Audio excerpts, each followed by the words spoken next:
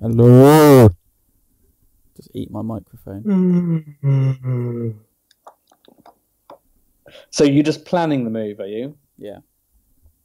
So what came first? Was it when you realised the table wouldn't fit in your house, the massive table, or you thought, shit, I better now. That was such a bargain table, I must get it. Then you realised it didn't fit in your house, and you thought, oh, I've now got to buy a bigger house. It's not quite the bargain I first thought it was. No, the house. Or did you think, oh, I'll get the new house. I need something to fill that empty space. I'll get the world's biggest table known to man. So big, it's going to need a sports centre in order to. See, yeah. We've always planned to move. We looked a couple of years ago. We looked a few years ago actually and didn't bother. But now we do move because I bought a big your table table doesn't fit in your house, but you've ordered a massive game table. We've now got one teenager and one young chap, and we're running out of space just with that. And yeah. And if you move to the nearest town instead of out in the little village, then your teenager won't moan at you the whole time and want lifts into town. Well, this is it. We're kind of preempting that. I will go Ivy Bridge. And it's like, oh, for crying out loud. It's like, okay, take you up there. When you're going to want to be picked up? Oh, that's a bit late. So yeah, it's always on the cards, but yeah, the table is kind of being the house will now have to be brought around a very large table, fitting with inside the dining room, and yeah. On the bright side, open plan living is all the rage. Yeah. So if you go in there and you're like, what I really want is a separate, massive dining room. Nobody wants that. You'll be able to pick up a bargain, mate. Nobody else is looking for what you're looking for. One of the big criteria, and it's on everyone's lists, is like a kind of it's going to be a games room primarily, but it's going to be a room that has lots of stuff going on, so it probably hold the boys' console and multi-purpose room. So it's going to be a multi-purpose room, but primarily it's going to be the games room where it's going to have the table, it's going to have my games collection, and things like that, and then we'll have like a sitting room area that will just be for when we want to sit down and things like that. I mean, probably put a TV. Is your games room going to double up as your dining room? So if you have guests around for dinner, we don't know yet. Possibly. So you bought a table that morphs from a game table into a dining table, but you're never going to use it as a dining table. Well, it depends how far away some of the houses. My wife loves house searching. Even before we even thinking of moving, she's house searching just as a hobby. Oh yeah. And I think like the number one app in her phone is like Rightmove, and she's always showing me houses. There's been some blooming great houses that I would have loved in Ivy Bridge that have come up but gone. I mean, there was one like £10 million. Nice house. Yeah, a nice house. It was been in our price bracket, and downstairs there was this like kind of masonette flat down in the cellar, which had annex. Yeah, kind of, and it had a bedroom, it had a lounge cum kitchenette kind of thing, and it had a toilet. Oh, you could live there and never had to see your family again. I could have done, and it would have been like this had been like gaming heaven, because like everything be down there. People come round, they can sneak in downstairs, do some gaming, sneak out again. No one will even know they've been, kind of thing. It was like awesome. Boom. So that came out, went and gone. There's been a few others, and sometimes like the place where the game room can be there, it's kind of a bit offset from where like the kitchen would be and things like that, and so it's that difficult balance. And if we found a house that was quite cheap, then we'll also look to potentially build the games room on, but that would probably be a double-story building, hopefully, so we can put extra beds in. The strangest thing is what we've looked at when buying a house. Like 4-bed houses, you would think they instantly come with like an ensuite on one of the bedrooms, but no. That's quite a desirable feature. No, there's loads of 4-bed houses all sharing one bathroom. We struggle now with 3 beds and 2 kids kind of thing. Mm. And so it's just like, so now we go and kind of look at, okay, is there room to put an ensuite on? It's a good thing I know a good plumber or a few. And well, we've been looking at houses, and like there was one house that didn't have an ensuite, and literally when we called up to book the viewing, they went, "Just so you know, this doesn't have an ensuite. So if you want an ensuite, don't bother coming." It was obvious so many people had turned up to that property and gone, "Doesn't have an ensuite, so we're not interested." There's always place to put they an were ensuite. literally like, "It doesn't have an ensuite, so just to let you know now, it doesn't have an ensuite. Don't look at it if you want an ensuite." There's always a way of putting an ensuite on there. Yeah, exactly. It's weird what pits people off. So it's going to be a trial. Once we finally put a house on the market, it's going to be interesting to see what they come back with. Let's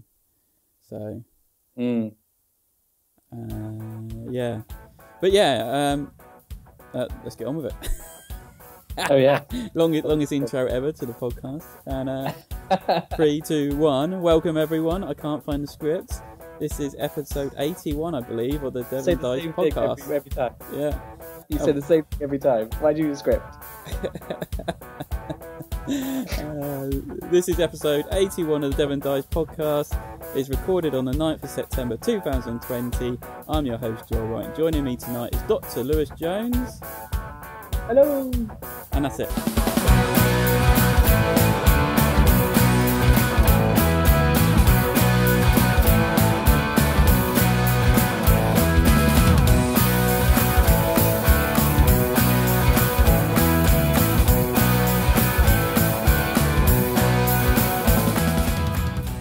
So yeah, we've just been discussing the recent development in our Megan table purchases, Kickstarter purchases. Just recently, Geek and Sun, is it Geek and Sun? Yeah, Geek and Sun have released a American campaign for their Megan table, which actually kind of narked me a little bit because there was so many extra options that they started providing for the Americans.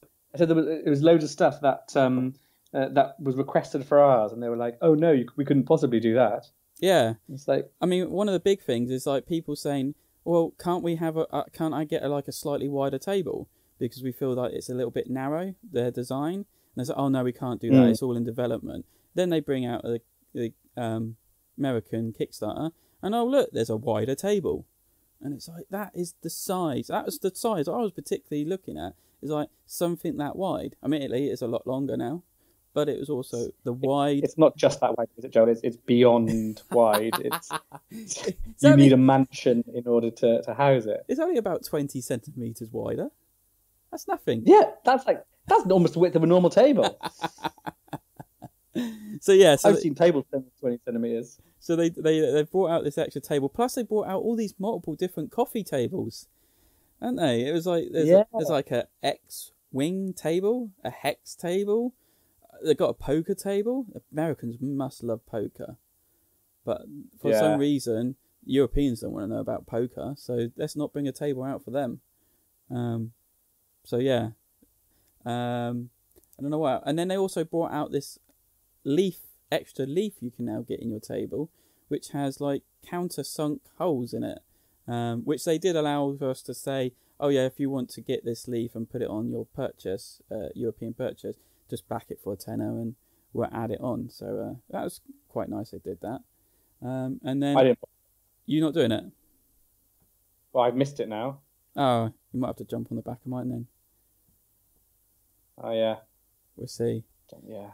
And then just recently, it was like one of the last updates they brought out, they said, oh yeah, we're going to now give previous European backers the option to upgrade to the Wing Megan table, which is, as we've just been discussing, a whole lot bigger than the original 6 to 8 table. Miles bigger. So big you wouldn't be able to reach the other side. Well, I probably wouldn't, but... Well, I wouldn't either, mate. See my legs? Not for a long time, I haven't. That's true. Here we go. I'll give you some dimensions. The external size it's 183 centimeters long, or 72 inches, by 122 centimeters wide, 48 inches. That is big, mate. It's like 1.5 meters wide. Yeah, but what makes it good is the vault area is gone to 1 meter wide. which is kind of like but what I wanted it then to you'd be. be sitting there playing. You'd be sitting there playing. You've got your little ring that you're leaning on. Yeah. So that take that into account. You're like, oh, I just need to reach that thing over the other side of the board. Oh, I can't because it's miles away, and I've got to reach into a massive pit that's 2 meters away from me in order to reach it. What are you complaining about? You could have 2 games in this table going on at once. Mate, if I get 1 game going, I'm happy. In my It was house. just one of those things. I said to the wife, because she was arguing, we don't need to upgrade, we don't need to spend this money. I said, yeah, but I don't want it turning up. We then want, okay, hopefully Corona's finished and we can go back to normal life, that the family all comes round, and we're trying to sit everyone round, and then suddenly it's like, oh, it's not quite enough room to get everyone round, or it can't quite get everything on the table. I was like, we had that option, but you said no. Well, what I did, which is a slightly different workaround to you, is they had the side table, which is like a kind of like a separate piece of furniture, which is kind of like a little table, which is kind of like a little side unit that you like display stuff on, and then that table can fit on the end of that other table and locks in, clips in, and it's still got the rails around it. But then in normal use, it's just like a side table that you can put stuff on, and it's got a little drawer in it and stuff. But then when the family come round, I can add that bit. It doesn't add to the vault, like the actual game area. But what I was thinking is, well, you know, a lot of the time with games, the problem with space is like play boards and other stuff like that. So the gaming area, and then, you know, you need like a main display or something that could be up on the table, and the rest of the stuff could be in the vault. So that was my way around it. And then also, you know, if I got loads of people around for dinner, that little table expansion should fit extra people around as well. So that's my thinking. So I didn't bother going for the epically large table. Oh, you didn't do I went for the separate bit of furniture. Well, I think I've missed it now. I was debating it. I didn't do it, and then I think you can still do it. Because the other thing was, I ordered the bench so I could store the leaves and stuff, and I like the look of the bench. And I ordered the side table. Yeah. And if you ordered the wing table, you had to pay an extra 60 quid for the side table and an extra 30 quid for the bench, on top of the 300 extra quid for the bigger table. So I was looking at an extra like 400 quid almost to go up for this wing table. And I was like, oh, do you know, I can't be arsed with that. I don't need like a bigger bench and a bigger thing as well. The thing is, Lewis, ridiculous. I've got the side table as well. Oh, you went side table as well? Yeah. What do you... Bloody hell, you have so much ridiculous space. What are you going to do? You're literally never going to be able to find a room big enough in order to fit that side table on that bench, on that table. See, we got the side table because I was just thinking the table wasn't big enough. So I thought, okay, I might do with the side table. I got that as my backup. That was my kind of thing. So, but yeah, and now like this came out, I was like, I'm just doing it. Just going to do it. It's a massive investment. It's going to last me for many, many years. I'm just going to do it, and it's going to be like, yeah, we needed to upgrade our dining room table. Let's go for blow. And so did we. That was my thing. And I've nearly plunged on one when they were back at $3,000 before. Yeah. So I've been really, really close, but I just never. I thought I just can't justify that much on a table. But by the time they came down to like 1,500 or whatever they were at, I was like, well. But the trouble is, I think mine now price has nearly reached $2,000 on it all. Oh yeah. I mean, mine's at least and that, plus the new leaf, that's not gone through that. So which one? The extra leaf, that's not been processed. Oh yeah. Yet. So that's only a tenner though, isn't it? Yeah, but then they've got some extra options that you'll be able to add on to your order when they release that, and it's just like, oh, do I need any more stuff? Do I? I know I can't help myself. So. You love it. It's just one of these. It's just like, I don't usually get excited about buying furniture. I mean, we bought a sofa a couple of years ago, and the missus was like, I like this sofa. I said, right, let's just buy it then. I don't mind, as long as you're happy. I'm happy. So. Yeah, exactly. Yeah, furniture don't do it for me either. I'm with you. I think the only time I get excited about getting furniture is when it's involved with board gaming. So the Cloudage shelves and now the table. It's just like, yeah, I'm happy as Larry. Let's just do this. But it has been the trouble. I am kind of thinking that Corona does need to end soon, because I would like to get back into gaming, because I kind of feel like I'm dropping off the edge of this kind of hobby, because just struggling to get playing and like. Yeah, I know what you mean. Like, I know what you mean. Playing games and beating the wife all the time is not fun anymore. No, Yeah, no, and it just doesn't work online. I know a lot of people have played it online. I think people enjoy it, but for me, it just doesn't work. I No. don't enjoy. I enjoy the over the table banter, Yeah. and all that kind of stuff. It just doesn't quite work online for me. I think like if I'm playing online, I'd rather play a computer game. Yeah. Like there's plenty of good computer games that work really well online. I don't want to force the better hobby of board gaming onto online. I know you've got it, but I don't know. I think it'd be good to get going again. I mean, having said that, I played a few games. Yeah, I mean, I've been playing. I played another campaign of Forgotten Waters overline, and the way that game works, it kind of works. Yeah, that went quite well, didn't it? Yeah, it kind of works. So it is a board game, and it's kind of adventure game and things like that. And it's very much an RPG, isn't it? It was I think it's a little. Yeah, it's on that kind of spectrum of RPG, but it's still not quite, because you're not really. It's not either thing, is it? Developing the story. The story's already there. I feel you're still kind of railroaded into what you got to do and where you got to go. Yeah. On rails. And like sometimes even like when you're trying to do stuff, it's like, well, you got to do that. We got to go and do this action next. We've got no other choice, or this stops. It's like that kind of crossover, isn't it, between RPG and board game. And like I enjoyed it. I had a good time, and I thought it was a good game. But like, I don't think the board game was enough to really interest me. That the board game puzzle wasn't enough to interest me, and the RPG wasn't enough for me to fully experience RPGs properly. I felt like it was just kind of fell in the kind of category. I enjoyed it. I had a good time, but it just kind of. I think I'd have preferred to have played an all-out RPG and gone for that, or played an all-out board game. I think it does its job that it will introduce people to RPG. So if people say, how can I get my family involved and do some kind of RPG and it not be too complicated, this will be a good game for that. It kind of has that RPG aspect. But you'd probably prefer to do something like Mice and Mystics or something like that, then, wouldn't you? If you want just a simple RPG. But then that's kind of more miniatures fighting on a shit. It's still got a story, but I don't know. I think this is more RPG than Mice and Mystics. Okay, maybe. No, I'd say Mice and Mystics is more RPG than that. I mean, okay. So Mice and Mystics, you get your character. There's no going around that. It's all built into the story.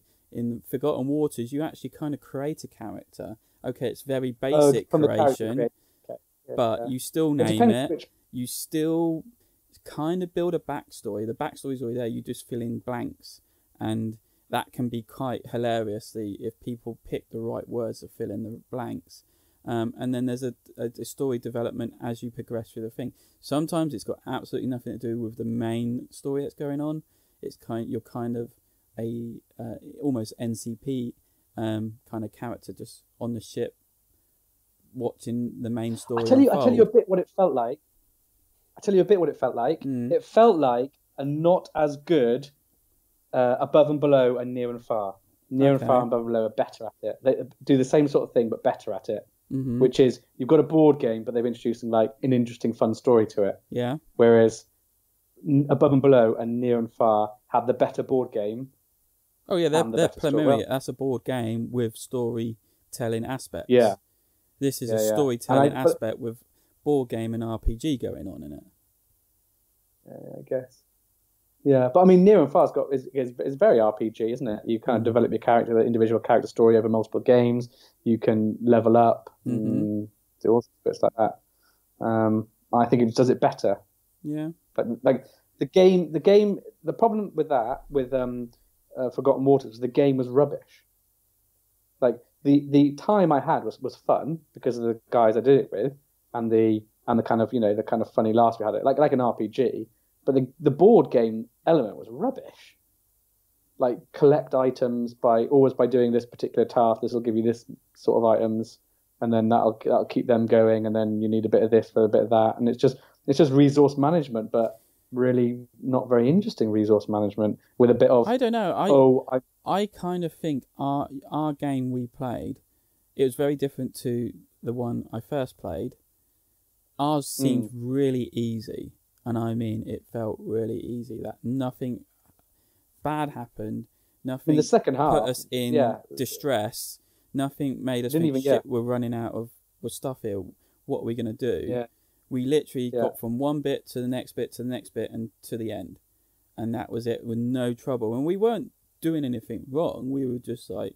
In the second half, we barely got below 8% on anything, did we? This is it. Like, well, it's because... But again, I think that's because all of us had worked out pretty quickly, this type of action gives you this type of action gives you that. Not always, which is in another way frustrating, because sometimes you're doing something to try and do something. It's like, oh, turns out all the other times this action's given us this. This time we're completely changing it to give you this. It's like, well, that's not fun. That's just a bit annoying, really. Yeah.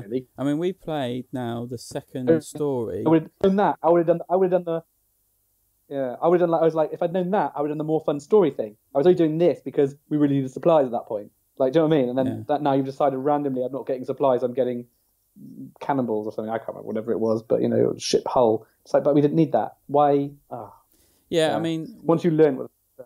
We've actually played now the second scenario twice, because the first time we didn't even get halfway through and we perished. We came up against something, we fought it completely incorrectly, and we got out of it, but we just didn't have enough behind us to get to the next point, and we died. Well, our ship sank or something like that.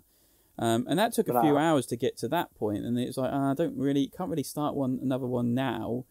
Let's do it next time. When we played a couple of roll and rights afterwards. But then we played it a second time, and we kind of knew what was coming up. But the first it's a random event. It came up straight away.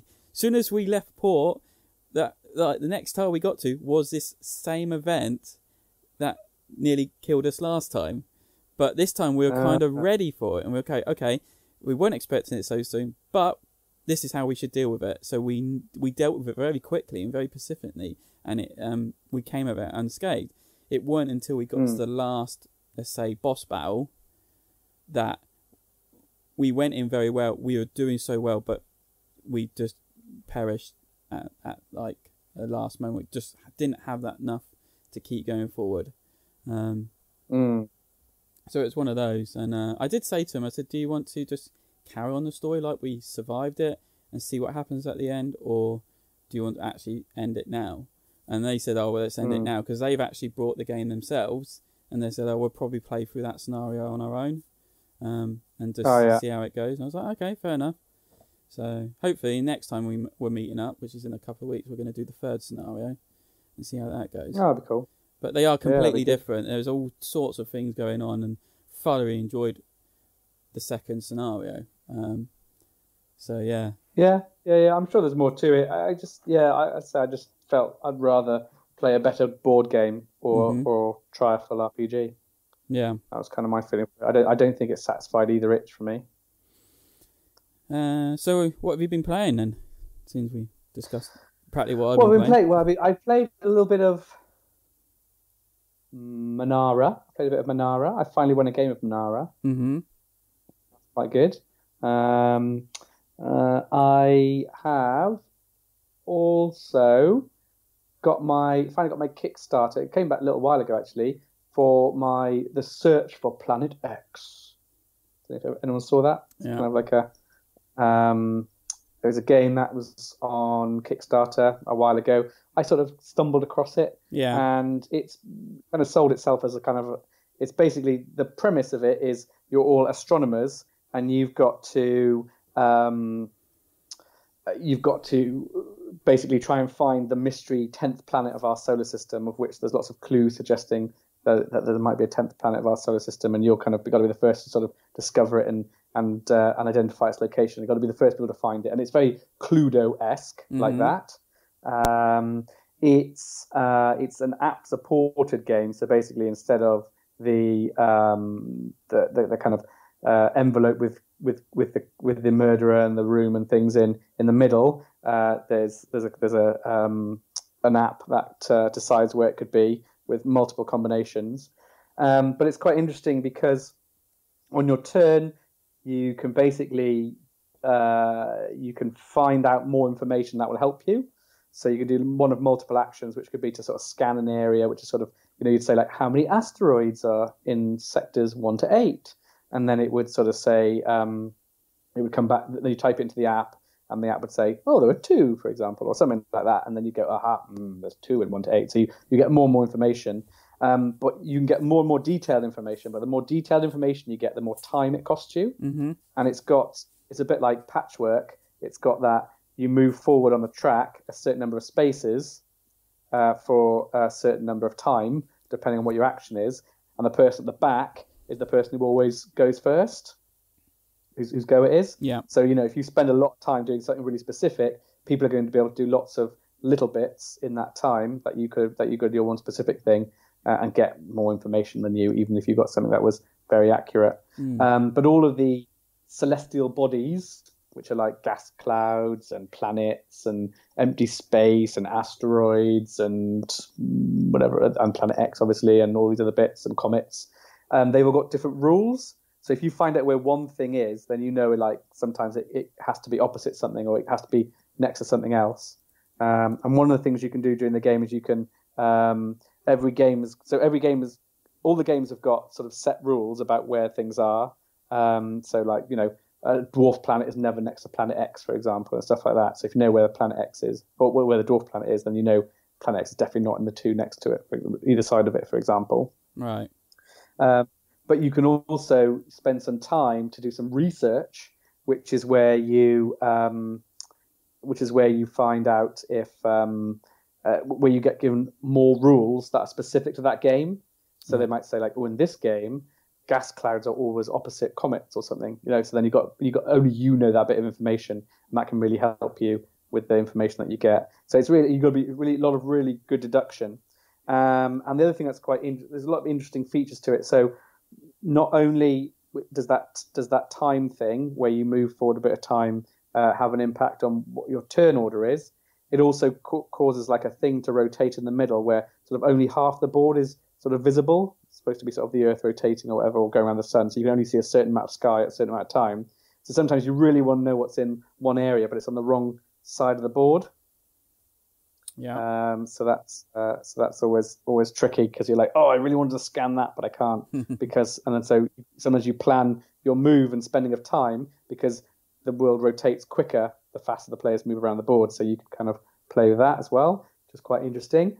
And the other thing is that when you know what something is, you can submit a theory when you think you know what something is, and you kind of make a sort of a guess, and then in sort of, I think it's 2 or 3 turns time, it'll get revealed and everyone will know what it is. So you're giving players all that information, but you get points if you're the first person to discover it. And actually, that's the main way of getting points. I mean, you get points at the end for Planet X, but actually, when I've played, Planet X is made up. The person who discovered Planet X. I think one time I won, I discovered Planet X, but Planet X was less than a third of my total points.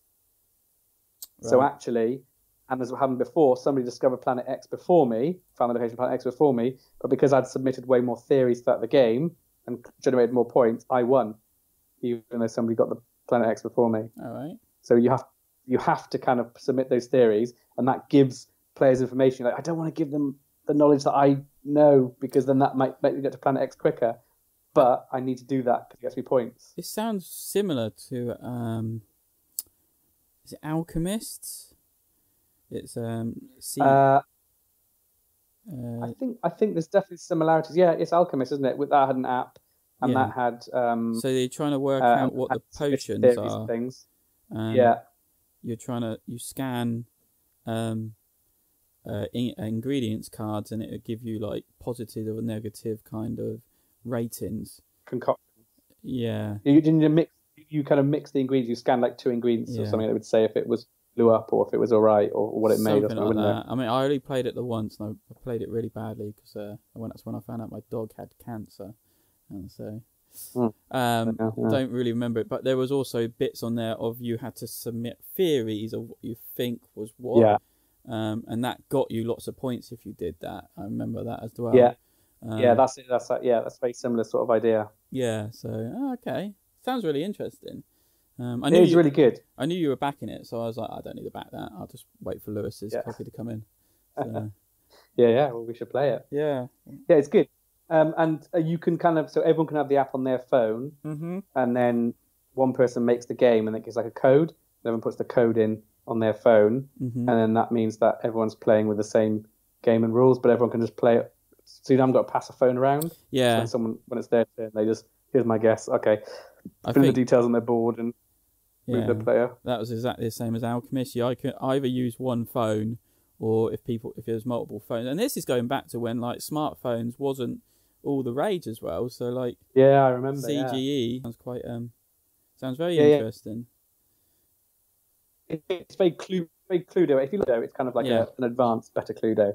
We've had a lot of fun playing it.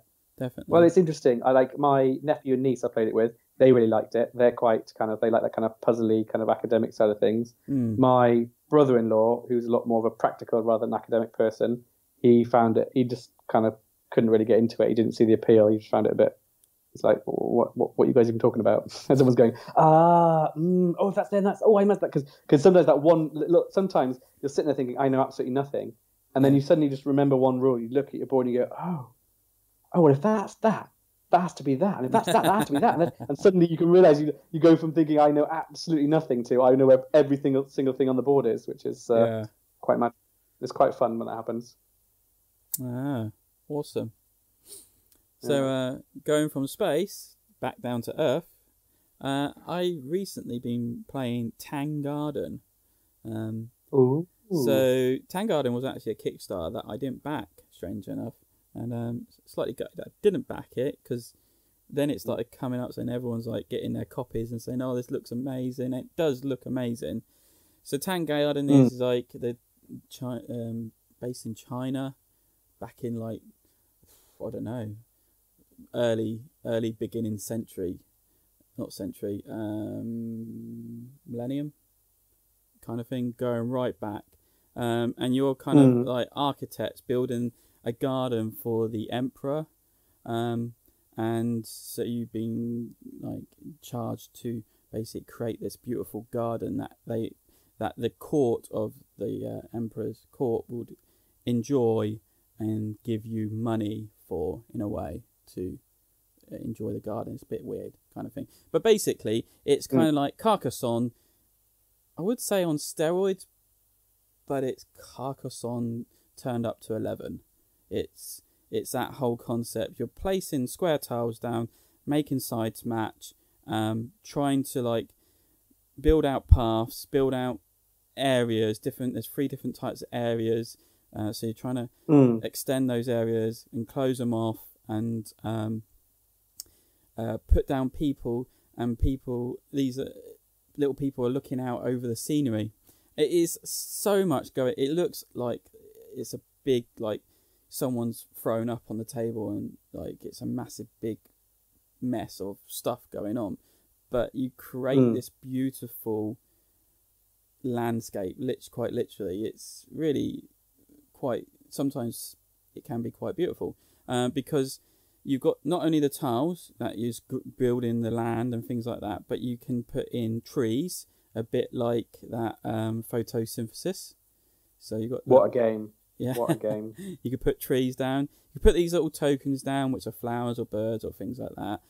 You can put down bridges. You can put down, I say gazebos, but not gazebos, pavilions, little pavilions in it. And then around the edge of the board, you can put these tiles, stand-up tiles, that create like a scenery going outwards. And there's 2 layers to this scenery too. And then over time, people will place down these little miniatures on the board, and they got to face a certain direction, and they score points depending what they're looking at for you. And it's really quite interesting like that. And I played it a couple of times, and it's really quite basic rules in a way. You basically got you play it. You can either play a tile, and it's got to match a edge of a board already, or there is walls these thick red walls on the side which can close off any area, so they can join to anything. But you've either got to match the land or put a wall down, and you might score coins, which is points, or if you say match up 2 bits of water together, then you will move this blue cube up a track, and the higher it goes, the more you get points out of it. But the higher all 3 cubes go up the board, you can get a new miniature to either keep in front of you or place on the board to score you points. Because some of the characters score you points, can score you or give you abilities while they're off the board. But once you put them out onto the board, they're there for end game scoring only purposes. So you've got that kind of like a farmer. Yeah, kind of got that way up of, right, do I put this out now or do I keep it in front of me? And you've either got, if you always start with one, but if you get another one, unlock another one, you have to place one of those out. So you always have one in front of you. Yeah, and it's really quite interesting what they've done. There's a lot of different little mechanics in there going on, not just like just a tile laying, but I really enjoy it. It's kind of one of those kind of relaxing games, I say. So a bit like Cottage Garden was, where you kind of just can sit there and grab a tile and place on the board. It's a bit like that. The other photosynthesis. Also photosynthesis. I don't know. That's very brain burning. I would say, because you've got a lot to look at.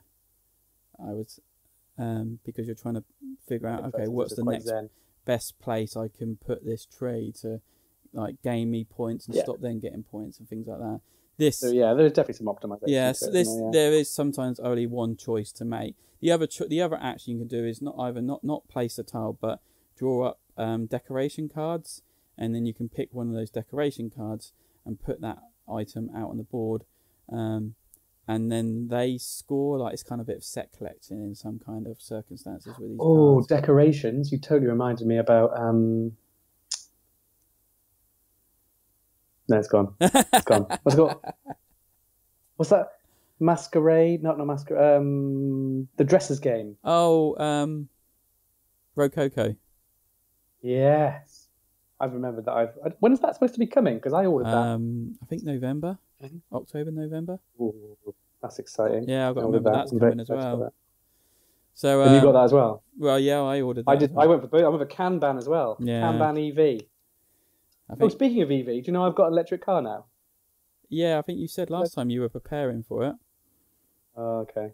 Not news then. Forget it. You got a Zoe, didn't I drive you? fully electric. Yeah, it's a Zoe, yeah. You didn't want to splash out on a Tesla then?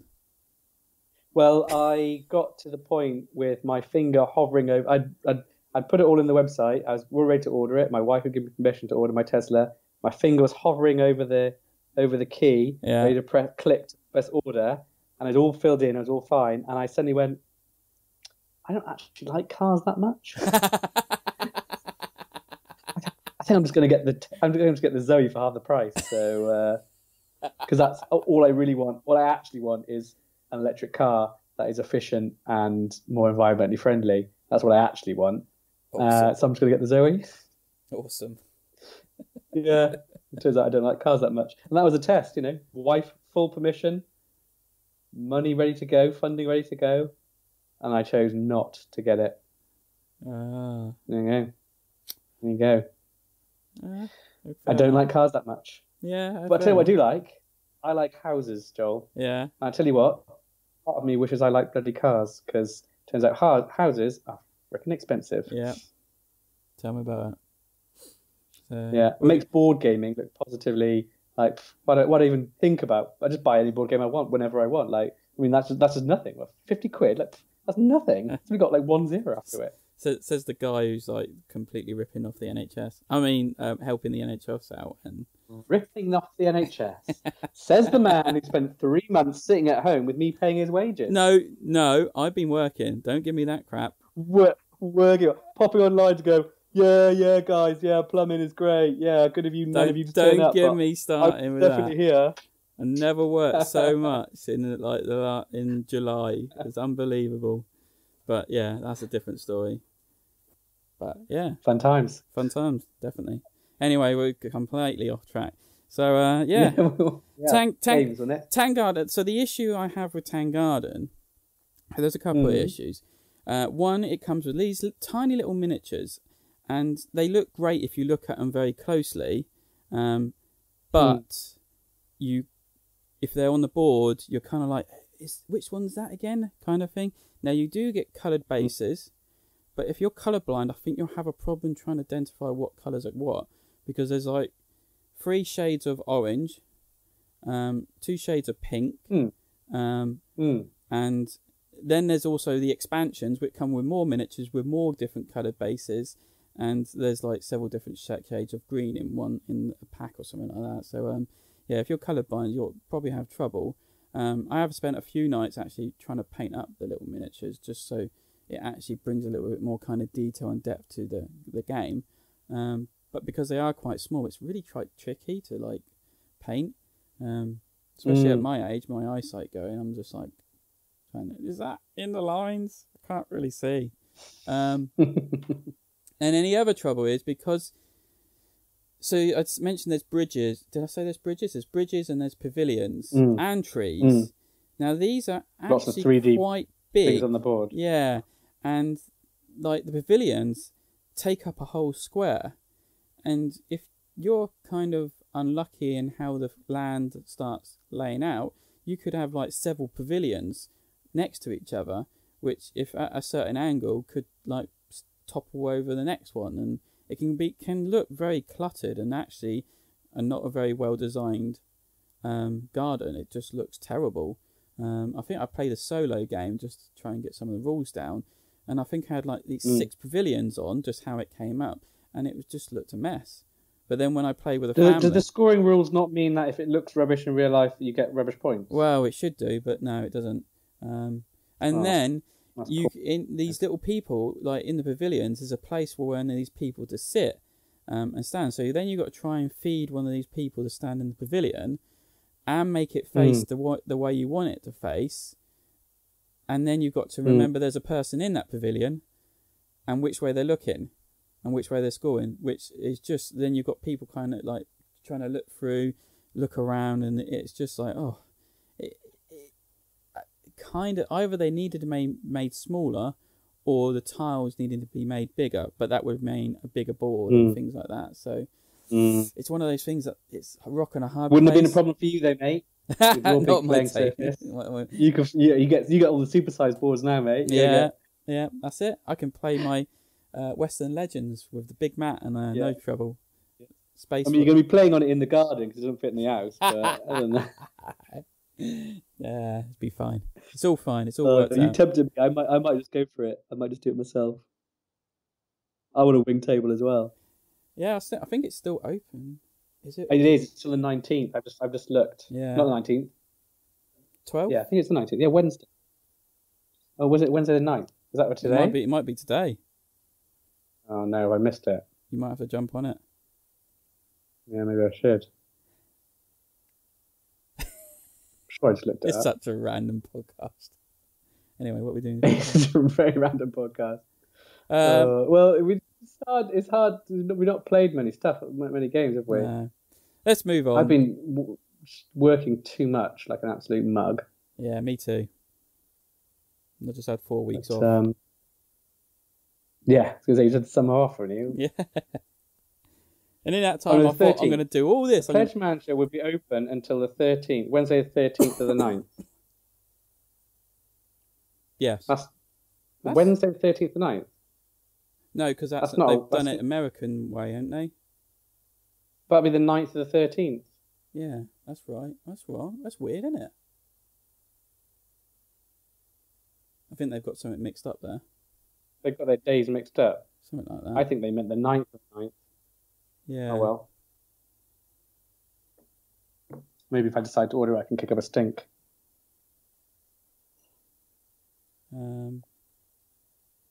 Anyway. I'm just like... Yeah, anyway. This is a random podcast. It's so random. Let's just move on to some news stuff. Quickly start off with news. Meeples Corner have now got mystery boxes you can buy online. So, what a couple of weeks ago, 3 weeks ago, You know, Meeples Corner usually do a Facebook auction on Fridays to Monday. He decided to do one auction, 3 mystery boxes, big, medium, large. No, small, medium, large boxes. He basically said, so the small's going to have like 3 small games in it, coming to kind of a shop value of this. The medium's going to blah, blah, blah. So I actually won the large, of course. Got to go all out big. Of course you did. Of course you did. Luckily, I only big table. I only won the large because I think on Sunday, the other Lewis was poking me saying, "Oh look, someone's outbid you on all the things." So I just went on to Sunday and upped the price by another £1 on the large box. And I thought, should I do it on the other 2? Nah, I can't be arsed. So how much did you pay for this box then? About £51. What was the value supposed to be worth? £75. Oh, okay. So what have you got in it? Go on then. So I actually done an unboxing video, of course, and what I was getting to. So Meeples Corner is doing it now, where you can purchase a mystery box. You won't know what's in it. You'll just be told there's a value in the box. It's on your own risk of purchasing and getting what you get inside of it. So it's kind of a bit. What's exciting. The value? They've got. He's done the 3 different sizes again. So you'll have to have a look. Where's the link? I thought I put a link in it. But then how much do you charge? If it's like £75 value and £75, that's not worth it. I'd probably just pick what I want really for £75. Bring it up. I want to hear what's in yours. But tell us this first quickly. So yeah, secret medium box, 3 card games or small board games totaling £30. Medium box. How much is it though? With a total value of £30. Oh, how much is it? I don't know actually. How much are you risking? 2 weeks ago, offers. Anyway, so tell us. So £50, £75, large box. What did you get in yours? I'm just seeing if it's in offers. No. Oh yes, it's in offers. So the large one you can purchase for £45. Medium, £30. Value yours. Yeah. You have to pay for shipping on top, so you'll probably be getting to that price. And then the small is. I'll swing by there after work, mate. The small one is about £18. So almost half price. Almost a little bit over, but. Oh, well, there you go. So yeah, nearly half price. It says it there. 40% off. Basically, it's 40% off. Could be a good risk, but let's find out. What did you get in yours? Oh, you can watch my unboxing video. Yeah. So imagine I've done that. Now tell me what. So what did I get there, Lewis? This should be a reward. This should be a reward for the people who listen to the podcast. You don't need to watch the unboxing video. Or you might. No, I might still go and watch the unboxing video to get if it's some stuff I haven't heard of. What is it? What did you get in it? I got. I can't understand. What is it called? There's one still sat here on my shelf. Is it? Yeah, Gravity Superstar, which is a kind of a kiddies game, actually. But it's by Sit Down, for the people that made that game you really like. With the big pawn that you slam on the table because people are not doing what they're told to do. Yes. Yeah. The Magic Maze. Magic Maze, that's it. So done by them. I haven't actually unwrapped that or played it yet, so that's the one I've not played. Big Monster is a kind of manic drafting game and discovering monsters on the planet you just landed on. It can be played as teams or against each other. Teams actually works quite well because you're kind of trying to help your partner score points and trying to like give your opponents crap stuff. It's actually quite good fun. The family actually enjoyed it. It's got this drafting mechanic, like a bit like Seven Wonders, where you have a hand of tiles, and when you picked one, you don't give it to the person on your left or right. You just put it on someone's space that's still empty. So if you've got like, actually, that's not going to do my partner any good, I'm going to give it to these people, or actually they're collecting all those, so I'm going to give it to the other person. Then it's kind of quickly put it down in front of you. So there's kind of a bit of real-time action, just kind of like quick pick one, give it to someone else before their spot fills up, because if all the spots filled up and you can't pass it to someone, you have to keep your hand. So it's actually, that's quite... It's interesting, isn't it? Yeah. There's obviously so many games that come out, and there's the few that kind of float to the top in terms of exposure, the ones that you've heard of and know about and everyone knows about. And sometimes they're good, sometimes they're utter rubbish. Like, just because you've heard about them doesn't mean they're necessarily any good. Yeah. And yet there's also a whole load of games that come out that you don't even hear about, and sometimes they're good and sometimes they're rubbish. But it's interesting, isn't it? Well, I think I was pretty sure I've seen it on his shelves many times and never actually once picked it up to look at it. So it was a good chance to play a game that I would never have thought of playing before. And yeah, he's got a good eye in general. Like, you wouldn't normally be able to get something from Meeples Corner that's complete tripe. Yeah, he just doesn't stock it, even if he thinks it's going to be quite popular. No, and then the last one I got, and this really threw me over the loop because I've never even seen it before, and it's called Guilds, and I was like reading it, and I was like, actually, this sounds quite interesting. So yeah, it was one of actually we played Big Monster and Guilds on the same day. Didn't play it with Isaac because I didn't think it would be his cup of tea, but I forced the daughter to play, bribed her with some extra screen time for the night, and so it's basically another kind of it's an auction game at the beginning. So you're trying to auction for these people. So it's based on like a fair inside this big castle, and your guild, and you're trying to build your guild membership up with recruiting, enticing people into your guild, and then building rooms inside your guild to score points from what you've got coming in, if you understand. So there's kind of two aspects to the game. It's getting the people in, and it's building up this chamber using rooms and connecting rooms, and it scores you points. So the first bit is about recruiting people. So there's a hexagonal board, and you put these people around the hexagonal board, and there's coloured tents in the middle, and you use a stack of coins, or use coins, silver coins, to kind of auction onto people. So you put it on top of the tent that is next to the person you want, and you have to, if you're going to make a bid, you have to make 2 bids on 2 different people, and you have to outbid like a stack that's already there. You can't make 1 bid, you have to make 2 bids, so that makes it really interesting. You only might have a certain amount of money, and that happens when and it keeps going around, and if it gets back to you and you're the highest bidder on one of the people, then you can take that person as an action instead of making a bid. And so you collect that person, you pay the money that you put on the tent, but the other people's money that they bid on, it stays in the centre. It doesn't come back to them. So they start getting a bit short on money on bidding, and it goes around until everyone's been bid on or everyone passes. And you can pass if you want to, because sometimes on some sides people might be stacked up.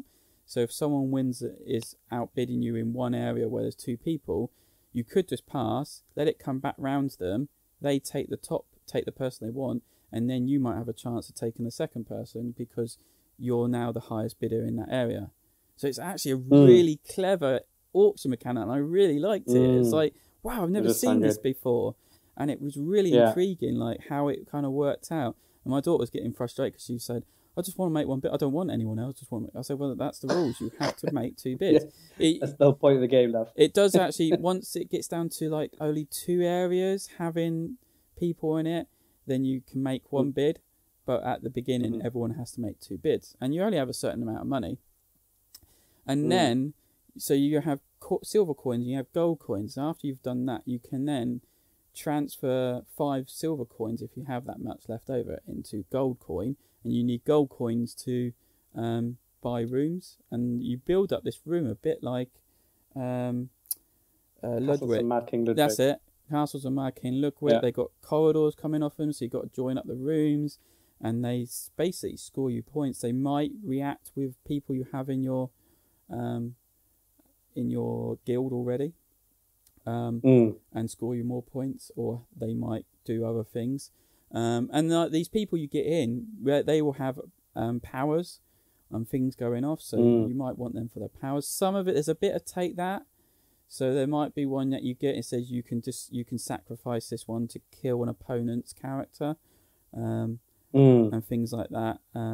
But then again, it's set collection. You might want to collect a certain group of people because they score you points for end game objectives. So yeah, really a game again I wouldn't have thought of playing, wouldn't have given it a second look, but because I had it, it was like, well, I might as well give it a go and see what it's about. And I thought, this is a stayer. This will stay in my collection because it bring out. It's like, right, who wants to play this? Oh, don't know that one. Right, let's give it a go. And it actually plays quite quickly.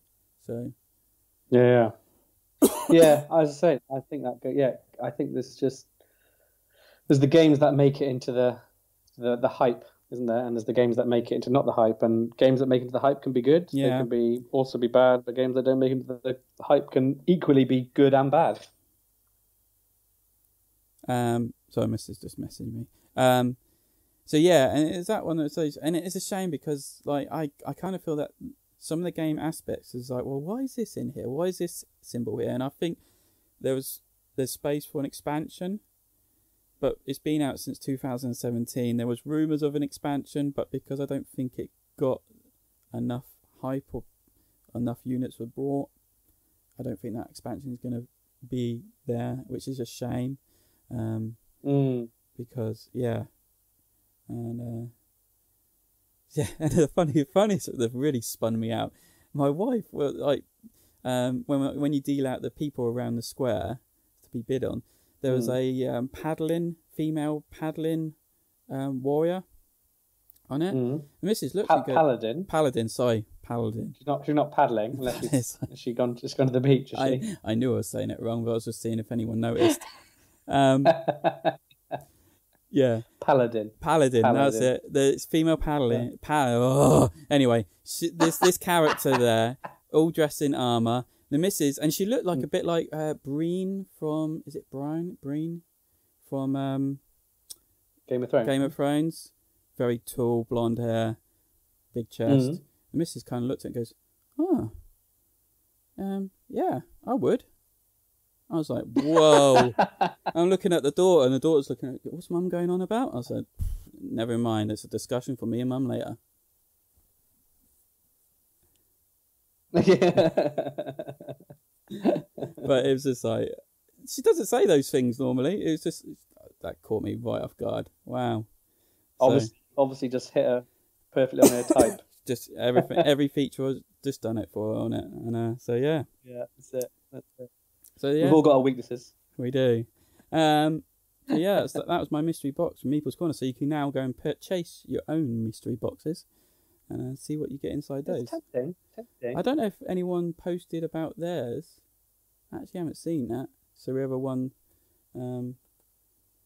their boxes. The other Lewis was on for a winner for the medium, and he got sniped at the last second. I hate that when it has. That's nice. Yeah, classic eBay sniping. Oh, eBay sniping. I tell you what, I had to get involved with eBay the other day. Oh no! Absolute disaster. Well, so have I told you about the present I got for my son, which is like the greatest toy ever invented? No. So it's Lego Boost. Oh yes, yeah. You were showing me all that. Yeah, that was brilliant. Yeah. With like most amazing like Lego, but with that makes robots and they program it. And my little 5-year-old absolutely smashing it, loves it, builds them all and plays with them and has a great time. Anyway, so obviously it came out a few years ago while I was away, or maybe before I was even looking. And there's like sets that like expand it, or there's like sets like normal Lego sets that you can get. One is like a Ninjago one, and one's like a Ice Explorer one. Yeah. And it's got like built into it, like you can take that set and then basically turn it into like a robot that works with the boost stuff, like robotic stuff that you've got. Yeah. That come with it. And But anyway, then I only I was like, oh, I know what I'll do. I'll get I might just pick those stuff up. I thought I'll pick that stuff up now, ready for his birthday and Christmas and whatnot. Anyway, so I looked at it and bloody turned out Lego and their wisdom bloody discontinued it. You know they love to discontinue stuff so that stuff gets value. Yeah. I was like, oh shit. Now I'm into the world of bloody eBay. I tell you what, I was just watching these, trying to just get this. I just need these 2 sets. Like I just literally want them because they got robotic side of things. That's all I want. Yeah. Just because they go with my son's Lego bit. Oh my god! See, literally the amount of time you get sniped or the price has shot up. But luckily there was loads of them about, and loads of people trying to flog them. So I picked them up actually for cheaper than they originally been sold in the end. So it's like, phew. But yeah, what absolute bloody disaster. Well, that's the same. It was like when someone realises something's out of print, everyone says, "Oh, I can sell my copy and make a fortune," and then it just kind of brings the price down. Yeah, that's exactly what happened. So yeah, it was good. It was all right. I did all right in the end. I got some good deals. On other news, new expansion for Tapestry is now out from Stonemaier Games. Oh yeah. Plans and plots, or Ploys and plots, or something like that. And yep, pre-ordered it. It should be here tomorrow, actually. So you've got the first one, haven't you? Yeah. So I haven't even played that. Looking forward to it. So we haven't. Have we not played games since that came out? No, that wasn't the last one we played. No, as I say, we didn't. Like, we haven't played it. Yeah, you were there, weren't you? Played it, or was it when you were away? I've not played it. I think you were away. So we played it with Mike and Karen and Nigel, and actually surprisingly, Nigel didn't like it. I thought they would love it, but they didn't. Mike liked it. Yeah, I could see it. I could see that. So so the new expansion actually just adds a new mechanic, and it's not a very big mechanic. It's kind of like a personal goal. You can build your own building, and then it just adds in a few extra bonuses, kind of what people wanted.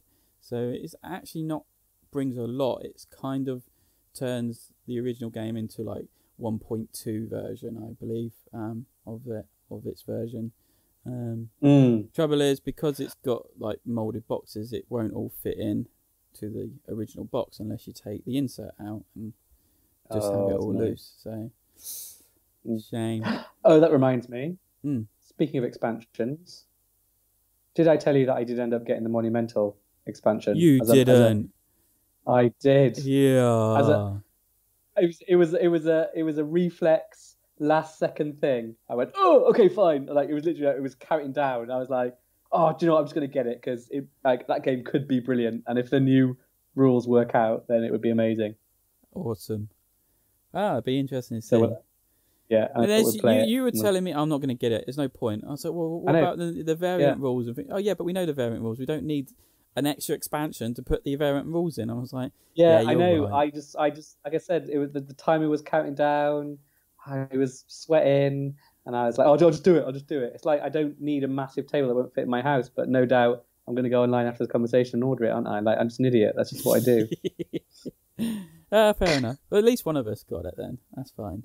Well, yeah. Well, exactly. I can that's look at partly what I was thinking. Yeah, you didn't like it anyway.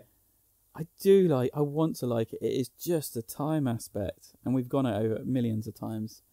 No, it's not repeated now. But yeah, it was. Yeah, I agree with you. Even though I love the game, that time element makes it unplayable. It's like Eclipse. Eclipse is probably still one of my favorite games, but I haven't played it in 10 years maybe. Yeah. Because I just do not have 9 hours to 6 hours to throw at a game. Like it just doesn't work. Anyway, you seen Stonemeier's other game that they released, Pendulum? No. I've been working very hard, Joel. Very hard. So Pendulum, we talked about it in the last podcast. It uses a real-time sand timer action placement kind of concept, and I have seen that. It's been kind of dogged, and I was all up for getting it because I'm like, been dogged. Yeah, I watched a couple of reviews. Timer mechanics are fun one. Yeah, I watched a couple of reviews, and especially Tom Vassell was just like, it's not their best. It's not. it's a nice game, but like it must be bad because number one, Tom Vassell seems to find it hard to say anything negative about anything. he wasn't saying anything and number real two, negative, especially Stoke. but yeah, I mean, even when I was watching the review and he was explaining, I was like, it doesn't look that special. It didn't seem like it had the vavavoom that Stonemaier put into their games. It looked bland. It looked like it was. He normally loves that kind of stuff. Yeah, I mean, the illustration was just bland and it wasn't grabbing me, and I was just like, it's not doing it for me. Okay, I hope Tom Vassell's review helps me make my mind up. And when he just like, it's an okay game. It's got this element. And he says they say you can. It says in the rules that you can play and you have time to think, and new players can get used to it and things like that because of the time mechanism helps you with that kind of thing. And they were trying to sell it like selling sand to Arabs, and he says no, you don't have that. New players can't do this. It doesn't work like that. It's a real-time game. As soon as that timer's finished, you do another action. You got to be quick. You got to do that, and it doesn't work. And it's just like that. And you can play it without the timer system, but again, it's just like, well, that timer system's in there for a reason. But yeah. I mean, as I said, as far as I'm concerned, Jamie Stigmaier has made one amazing game, and the rest are sadly average. And that is Viticulture. Viticulture. Yeah. Viticulture is just a horrendously great game. Yeah. You haven't played Tapestry yet, but I haven't played Tapestry. I'll give you that. but I also I know a lot of people do like Scythe, but you didn't like it, did you? I didn't mind Scythe. I don't mind it. It just wasn't the game I thought I was playing. It's just not the game that you think you're going to play. It's still a good game. I played it again online with Meeples Corner group, and you put a bot robot into play and a bot opponent, and it beat us. Oh yeah, it beat us. It's just like, what is the point? Beaten by the bot. Beaten by the robot. In fairness, though, the bots are probably ridiculously good because there's a lot of people who love that game and have played it over and over and over and over and over again, and they know every ins and out. They know every power card, ability, interaction, and so they had to make the bots good, otherwise they wouldn't compete probably. Well, yeah, but then it was also the bot just collected money. Whatever it done, it was just right at the beginning. It was just collecting money. It's like, what is it doing? It's had like 30 coins at some point. It's like, what is it doing? Then it just suddenly unleashed this wave of devastation. It was like collecting stars and doing this. It was like, oh my goodness, it's going to finish the game, and it finished the game and it smashed us. So yeah. I mean, Scythe is one of those games that has turned into the game like a Game of Thrones. Yeah. Have you ever played a Game of Thrones? Yes. Have you played it with a group of people who have played it 100 times? I played it with a group of people where a few of them have played it a few times.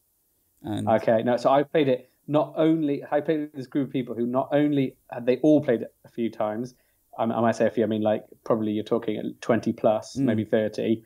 They'd all played it together that amount of times, and it was so things were happening where like somebody would like move something like, oh, he's got you now, you can't win. It's like, well, how do you know? Because I've got my card. Like, no, because you've already played this card, he's already played that card, so therefore he's definitely going to win. Yeah. Like, what? That just taking all the fun out. At least I was going to think about it, but now you know something. It's like whatever's like, oh yeah, he's done it now. It's like what? How has he done it now? I mean, we played one game. It was a Sunday afternoon. We played one game. We had a good time. I think I was Greyjoys, which is a really bad house to play on your first turn. I think I was them. And, are they the ones with the boats? I think so. On the coast. Yeah. I was on the coast, and then literally first turn, somebody who was playing someone next to me knows that they moved their boats 2 spaces. You're locked in for the first like hour of the game. Yeah. There's nothing you can do if you can ever escape. So I was like, oh, brilliant, because I was playing with this group who like locked me in, and then I was like, oh, that's it, smashed it. Yeah. And then I tried to go for the barrels. You know, the barrels that let you get more bigger armies. I was like, if I get that, I get bigger feet, and I can do that. It's all good. So I had like 1 million barrels. Yeah. But it doesn't change until the barrel thing comes up. Yeah. Would the barrel thing come up? No, it frickin' wouldn't. Never. I was just sitting there for an hour going, there's nothing I can do until these barrels come up. Yeah. I'm just have to sit on the barrels I've got. I can't get any bigger. Like, it was just what. I'm sure it's a good game, but it's not a good game if you play it with people. Well, that's who it. It's know not a good game. every Yeah, single card. you kind of need to play a few games to get the idea what's going on, and then you need to play with people at your skill level. So you kind of need like match-based skill level or skill level matching kind of thing, which only kind of computers and the internet does for you. And Yeah. So that's kind of similar. I played an online game of Terra Mystica, and oh, what a game! And I bet you got smashed. Did get no, actually I did all right, but the guy that won by like 100 points, and then he revealed saying, "Oh yeah, I've played this like 200 times," and he says, "I kind of like know what race starts off well where." I was like, "Well, you could have said that at the beginning, and maybe we could have done something to handicap you." To make it a little bit... So, like, when you said, I'm going to take this race, I'll tell you what, you tell me where I start, and that'll give me a handicap. And it's like, then I have to try and work my way out. That probably would have been better instead of, like, holding that back and saying, let's play Terra Mystica. Okay. Particularly on that first map, if you let the halflings start off on the right island, the right hand, then it's just game over. There's nothing that you can do. Yeah. Or if the right people don't then go and build over there, and you don't know you want to build over there because it looks like a bad spot for you, but you don't know it's actually the only spot that will stop the halflings winning. So, I'm walking away with it, so therefore it's actually a good spot, but you don't know that if you've not played it enough. And I've only played it a few times. I do know that, but yeah. I think I picked the Giants, and then when we started playing, the Giants are very difficult to play. Like if you haven't played it a lot, I was like, oh great. Yeah. Thanks. You want to go like witches. Witches are a great starting race. Yeah. Yeah, because they're very forgiving because you can kind of fly over places and stuff. I see. Maybe I'm thinking of that next time. Did anyone have that? I don't know. Can't remember. Anyway, off track again. So. Good game though. I'm pleased that you're getting Terra Mystica. I've got Terra Mystica. You would not play that with me for literally years. We have played it before. We have played it before. We have. Oh, we might have had. We played it when it was one game. It was the four. Tom hated it. You and Tom hated it, and so we never played it again. Yeah, it just doesn't really do it for me, really. I do like a bit of Terra Mystica. It's a bit on rails, yeah, which I find disappointing. But apart from that, it's a brilliant game. Anyway, did you play with He-Man back in the 80s when you were a kid?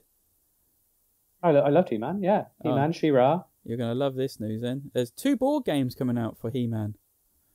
I already hate it. Do not like a tie-in. Instantly, I hear a tie-in to anything, and I think that game's shit. Whether it's true or not, literally, it's so much so that I would literally say to any board game producer who's thinking I've got this really good game. Oh, if we could tie it in with this, that would sell some more. Literally, don't do it. You tie it in with something, I'm instantly going to think it's a shit game, and I'm not going to buy it. It could be the best game in the world. I will not buy it or play it. So that really didn't work well for me. Gets a USP. Anyway, and I love He-Man. I'm your target audience, mate. I was born in the 80s. I bloody love He-Man. Grew up with He-Man. Had all the toys, including that one whose head changed. Used to love that one. Oh, I never had that. Didn't have that one. Yeah, had that one, mate. No, I didn't. Yeah, and the tiger we used to ride. Yeah, what was that tiger called? And then the first. What's the tiger called? Cringer. Cringer. And what was the little ghosty thing that used to float around? Oh, that with in the hat. Yeah. Oh. Maggie? No. Maybe something like that. Maybe I don't know as well as I thought. Anyway. Gosh. 2 board games. Love it. One coming from Archon Studio will release Masters. Why are there 2? There's not been any for how many years? Now there's 2. I'm getting to that. Will you shut up? Go on. Archon Studios releasing Masters of the Universe Fields of Athena, the board game, exclusively in Europe on Kickstarter, because Simon or Common Games are also releasing Masters Universe board game, so they think that Simon have the rights for US of the IP. So, but it's the same game, or just the IP? 2 different games. That's ridiculous, isn't it? So the why doesn't one of them just go, I know, we're going to use Gladiator, the film, instead? Fields of Athena, that'll do. So the first one, the Fields of Athena, is 32 miniature plastic games. Fighting Skeletor developed a new game system that takes advantage of the iconic setting in the universe, as well as bringing many of the setting's most beloved characters. So it doesn't actually say what it is. Shit game. All right. Dinosaur Island. There's now Dinosaur World. Yeah. Love a bit of Dinosaur Island. Yeah, there's now Dinosaur World, of course. So Yeah, okay. Pandasaurus Games bringing out Dinosaur World. Unnecessary. Don't need it. And, Dinosaur Island was great in itself. I got that Totally Liquid expansion. Totally unnecessary expansion. Yeah. It's what they should have. And then there was that Dinosaur, which is, I never actually played it, but by all accounts was terrible. Why are you now bringing out Dinosaur World? Is it just more stuff, is it? Like, totally don't need it. I think it's even a standalone. It's not even to do with Dinosaur Island. Can't be as bad as Dinosaur. Let it go, Pandasaurus. Let it go. Just seeing if there's any more information on Always got to milk it to destruction, haven't they? No, it's just this. Well, they get hold of one thing and they think, oh, this was a good thing. How much more can we go on with this and expand it? And of course, there was. I guess how many Catans? How many Azules? Well, yeah. How many expansions to? Are they just trying to follow the movie thing, aren't they? So there was Jurassic Park, and they brought out Dinosaur Island, which was Jurassic Park, and now they got Jurassic World. So they let's bring out Dinosaur World, because it all ties into the movies, and people will get confused and say, "Oh wow, look, it's a Jurassic World board game. Let's get that." And I don't know how well it'll be, but anyway. So there's that. That's exciting. It is exciting, in a way, kind of. New Alexander Pfister game coming out. What is it? Cloudage. Cloudage. And, what else has he done? Loads. Great Western Trail. Maracaibo. That's a game you refuse to play with me still. I love Great Western Trail. Yeah, and you refuse to play it with me. Why? And you still haven't played with me over how many years? I don't know why, Joel. I don't know why. It's because I probably didn't own it. I don't know. I think you've owned it for quite a while. No, I haven't. I've owned it since lockdown because I thought I want this game and it was cheap and I found it for a good price and been trying to get the missus to play it and don't think she's quite got the hang of it yet, but I love it. I still haven't played it. What else has he made? He's made loads of rubbish and I quite like most of his games he's made. I'm thinking, did he make that Tavern game? I think he did make that Tavern game. Tavern. Which one? I don't think you played that either. But the moving and fighting one, or the no, not that one. What the one? No, because that was Wolfgang Walsh is the one who did Taverns of Talvastra. Oh, it is. Yeah, sorry. That's okay. Yeah, thinking of the wrong one. I'm bringing up Wolfgang. Trying to like 3 games. So what's he? Maracaibo, one terrible. Blackout Hong Kong, Great Western Trail, Isle of Skies, from Chieftain to King. Oh, Isle of Skye, that's a good game actually. Yeah. Broom Service, Mombasa, which everyone raves about. Mombasa, that's a classic. Have you played that? I don't think you. Played that. I played that before I even met you. You couldn't have done. Maybe you could have done actually. Yeah, 2015. Mombasa was like when I first got into gaming, and I remember when I had Catan, and then I bought Puerto Rico, and then I was looking on eBay for like cheap board games, and Mombasa was one that kept on coming up. That was cheap. I remember that. What was his second game he brought out in 2014? Apparently. Who? Pfister? Yeah. Second game they brought out in 2014. The second game in 2014, or the second game you brought out that was in 2014. Oh, yeah. Is it a game I love? Is that way? Is it a trick question? I don't know actually, but it's a game I like and it's very family orientated. Pfister. What is it? Port Royale.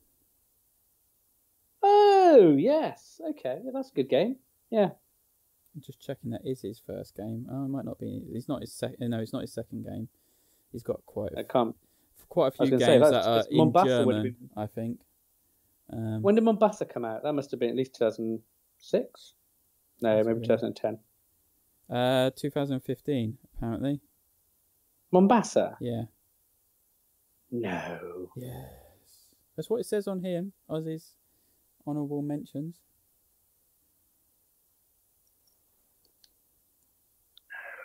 Because I remember seeing it, and it was around the time that I...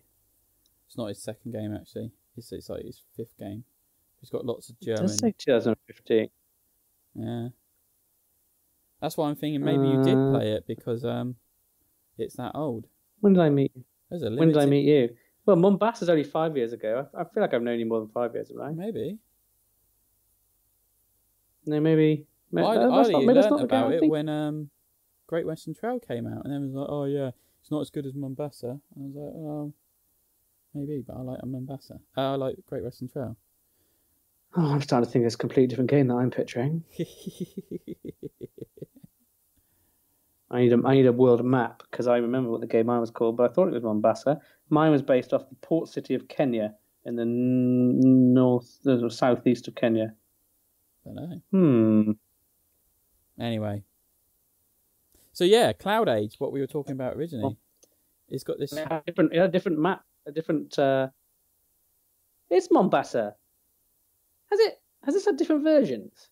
I don't know. I don't think it's changed. This is very interesting. What the hell was I thinking of? I don't know.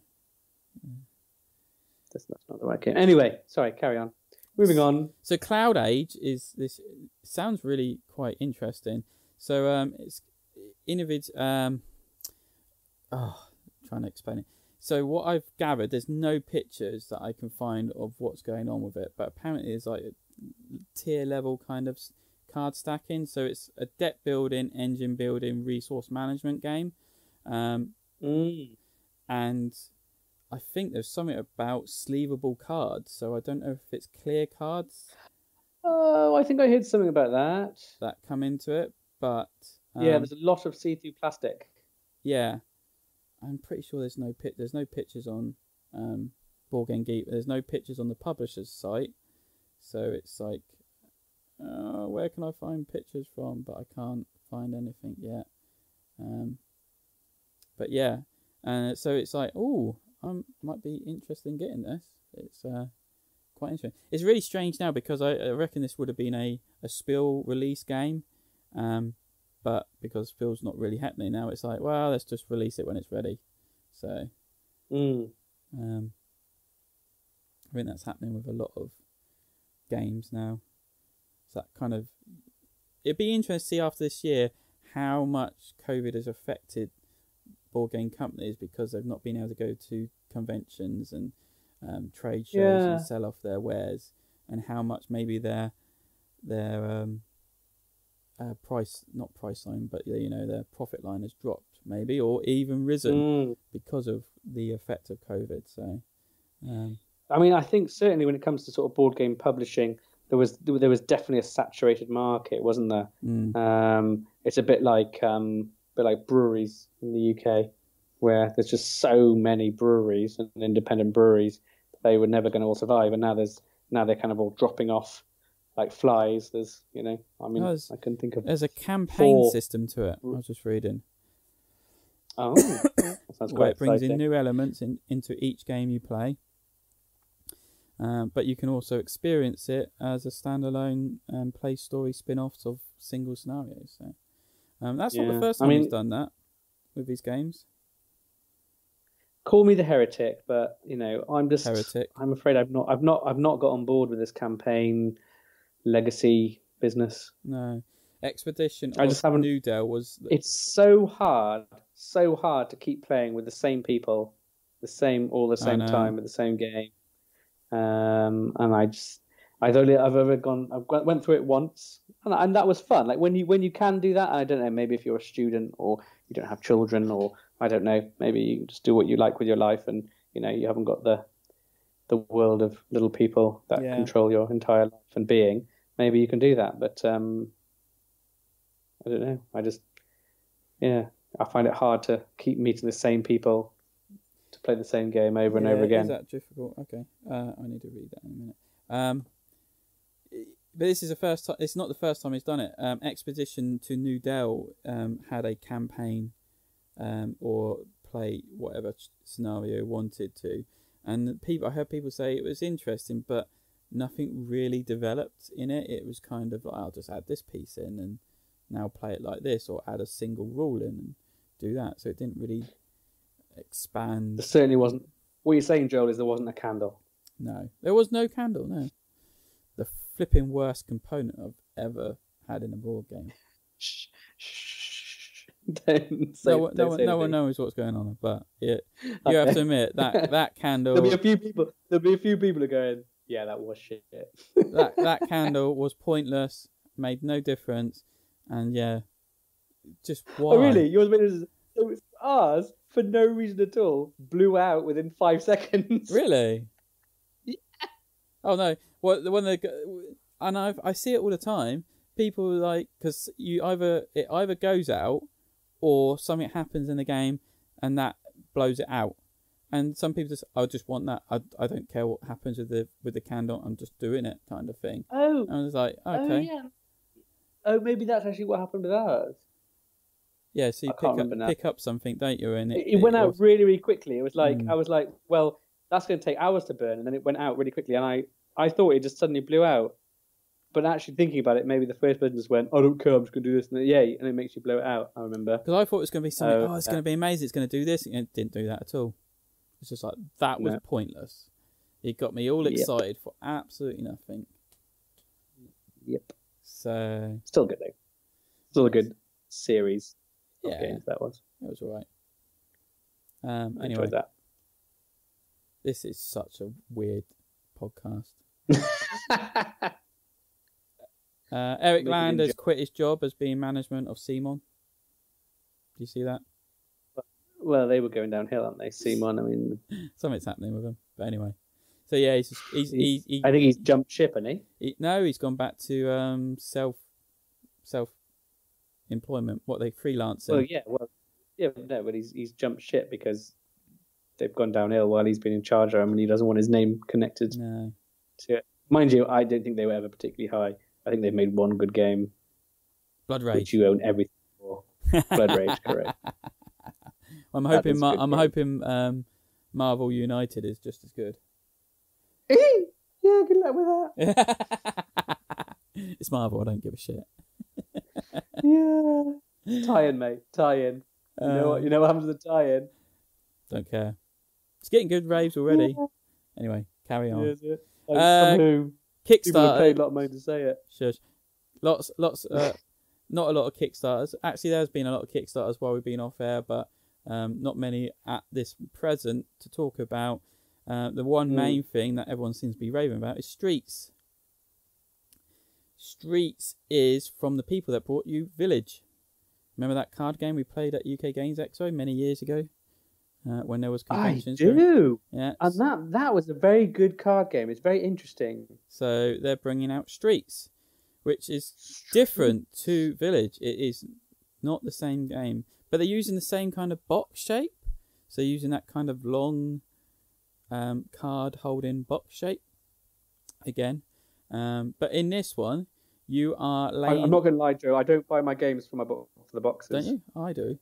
I know some people get very excited about it, but I'm just kind of saying that they've stuck with this kind of box set concept to work with the games, and I don't know if that's helping with What's it called? Streets. Actually, Streets. Can't find it at all. Streets. Yeah, I'm typing that into Kickstarter. And it's in the link in the script if you want to use that. That would also work, wouldn't it? Is it called anything else? Nope, just Streets. I've got nothing. Oh, yeah, I'll send you a link. Goodness. Anyway, carry on. Yeah. As you were. As I was. Where's the bloody... There it is. Got it? Found it. Okay.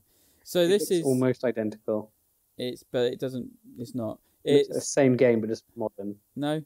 So in this, you're playing tiles down and trying to make actual streets up with these tiles. And then placing meeples on top of the streets to score you points. You don't score points until a street has been closed off. So, and then those meeples earn you money, which is points. It's a very interesting concept, and very, very intrigued in like maybe backing it. But I really, after paying $2,000 on the table, I don't think I would dare back another Kickstarter And the rest. for a long time. Yeah, I know. It's like now I've got to get a table to play my games on. I can never buy a game to ever play on it again.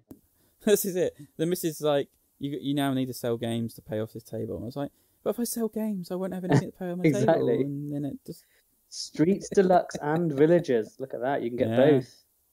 So what do you get in the Deluxe? You get a promo content, free shipping, and access to the Pledge Manager. Well, I hope you get access to the Pledge Manager. Are they a UK company? Yeah. Insidious must be, because Games. they've talking about free UK shipping.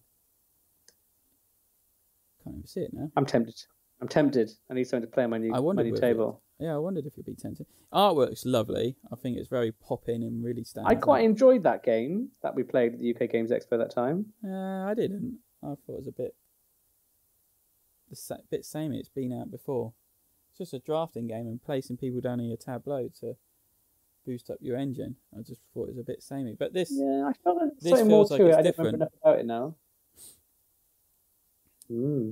This feels different. It was funded in 71 minutes, mate. Yeah.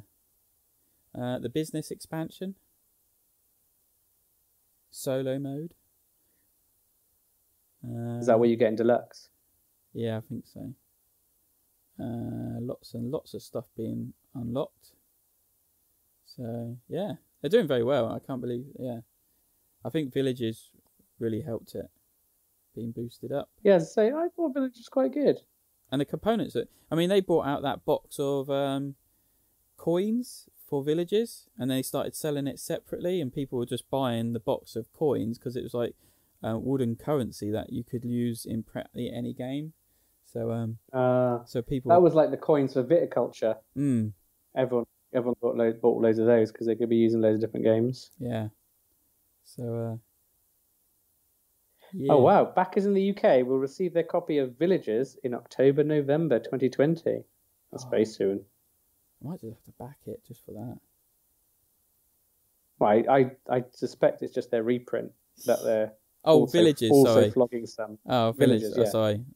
Yeah, North Street. Oh, June next, But 2001. in fairness, I mean, the whole game looks like it's... I mean, okay, they've got meeples and stuff, actually. But it was Villages, certainly. I mean, the whole game looked like it was just a deck of cards. Like, how long does that take to produce? Yeah. Yeah. I don't know. Let's ask Seventh Continent. Have you played much of that? No, I sold it. You sold it? Yeah, I got rid of it. Did you have everything? Did you have it all?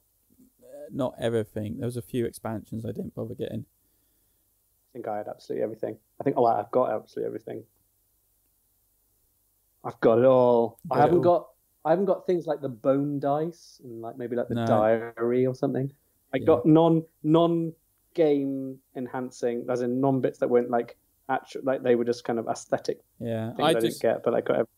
I just got the expansions that added new curses. Yeah. And then realised after playing one curse that I'm not playing this again. So. Do you not like it? No, I just got fed up of putting cards back in and getting a new one out, and it's like I was working in a library and codexing it, all the books and. Oh, I don't know. I didn't mind that. I didn't find that was too bad. I quite like the excitement of what's going to be on the card. Yeah, but then the thing is, you see a lot of the cards, and then you go back through the island just a different direction to try and solve a different curse. So it's like, I know where this card is.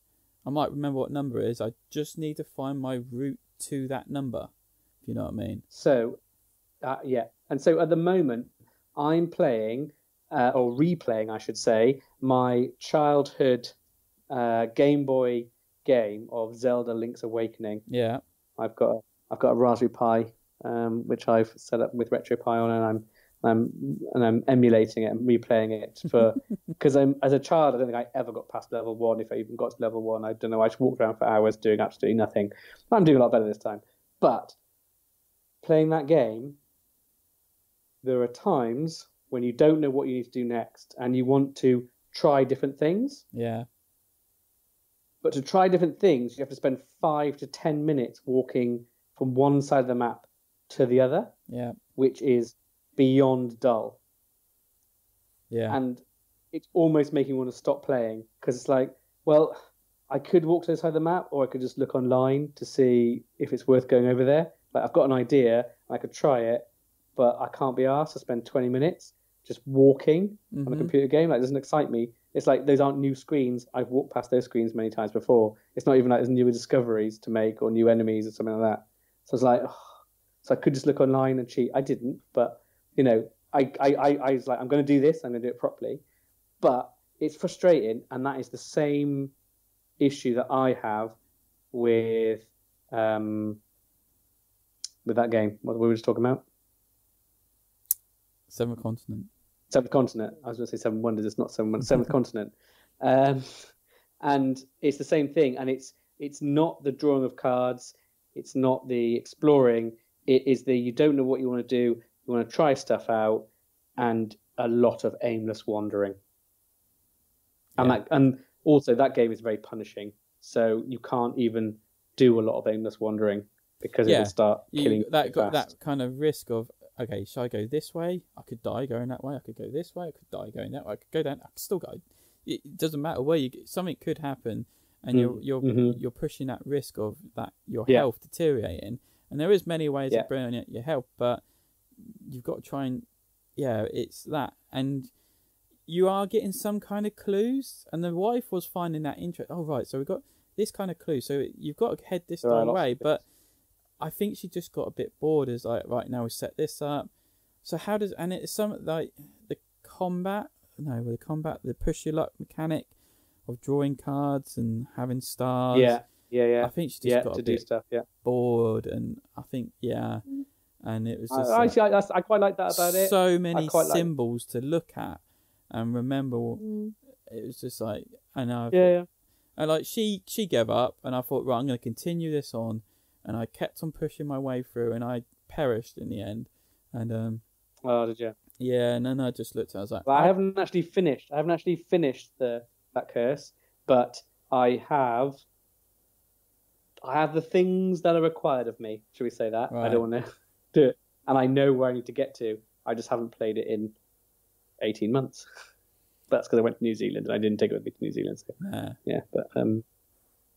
So I just looked at it at the end, and I said, I can't be asked to start that again and go through it. I just, because it took so long to get to that point that I thought, well, I could do what you're saying, go back to the beginning, start again, and go a different direction.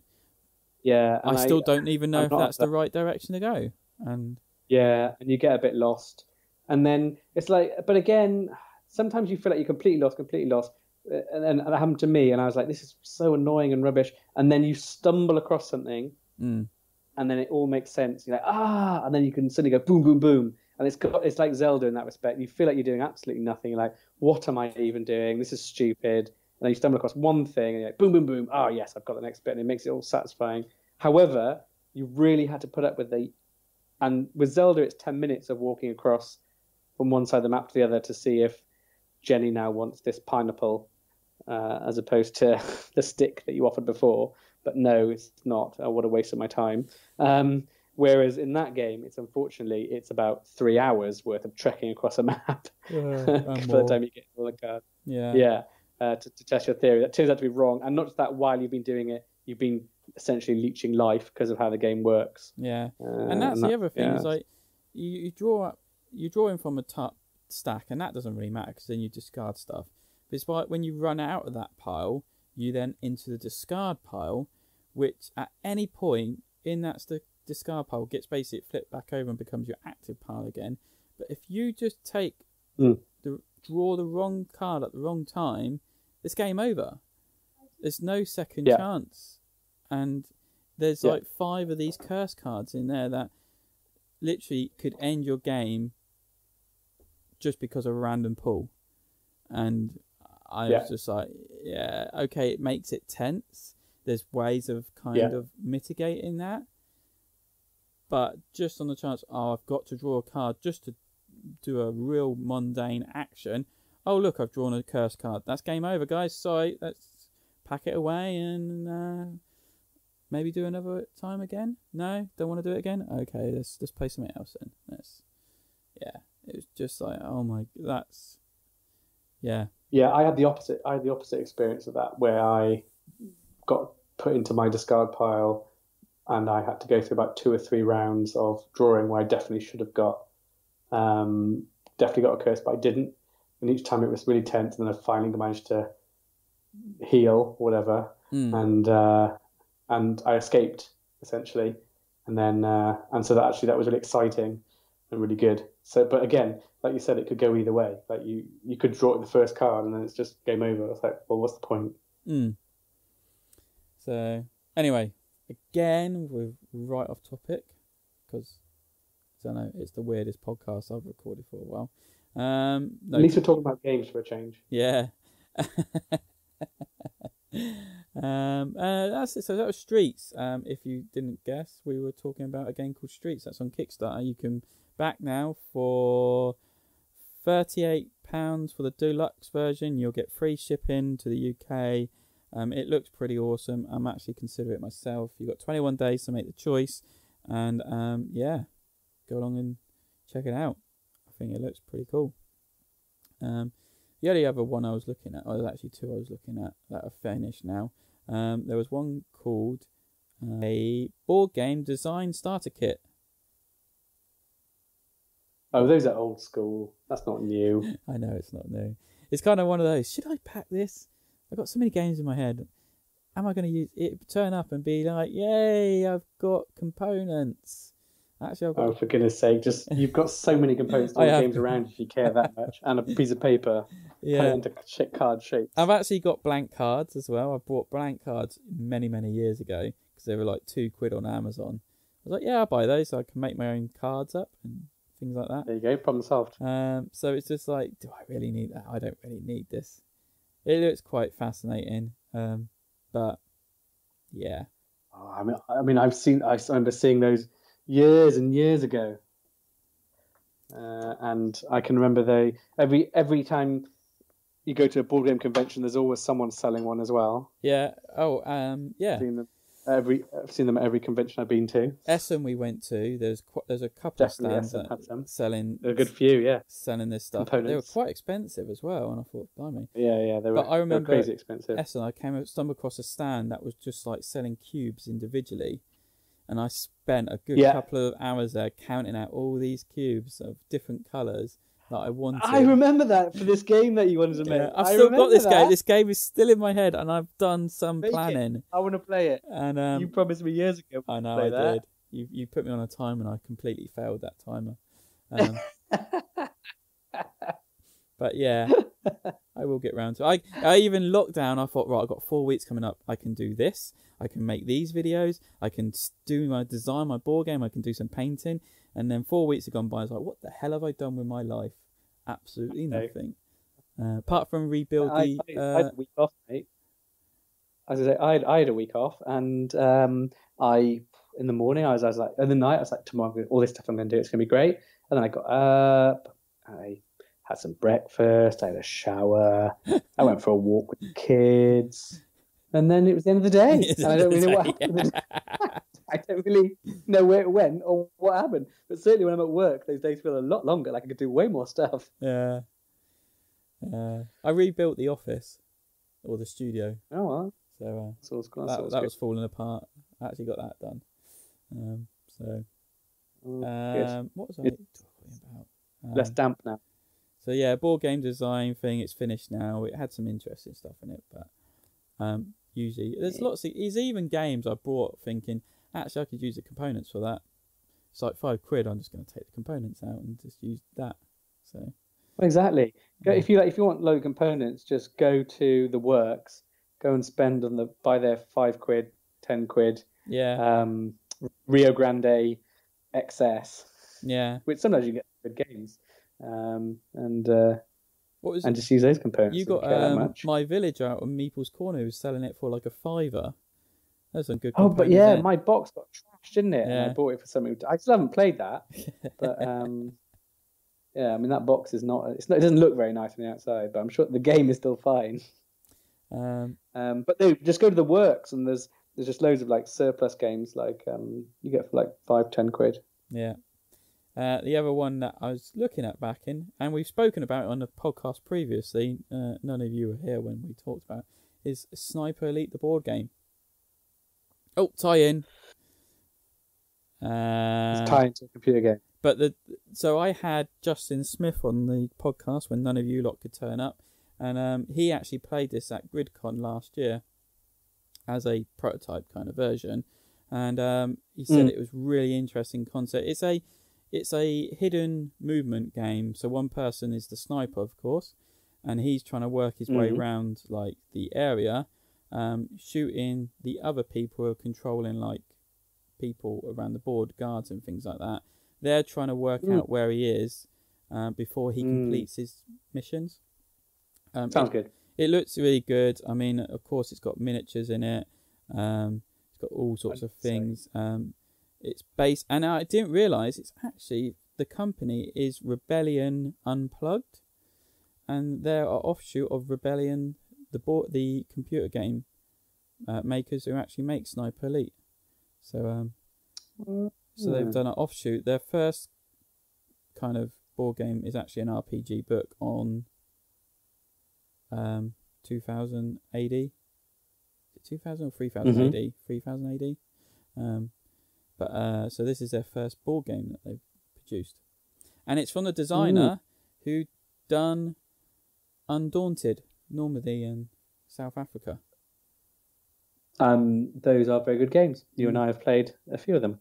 Yeah. So yeah, I was intrigued. It's just, again, it's cost 60 quid for it, or Elite package 80 quid.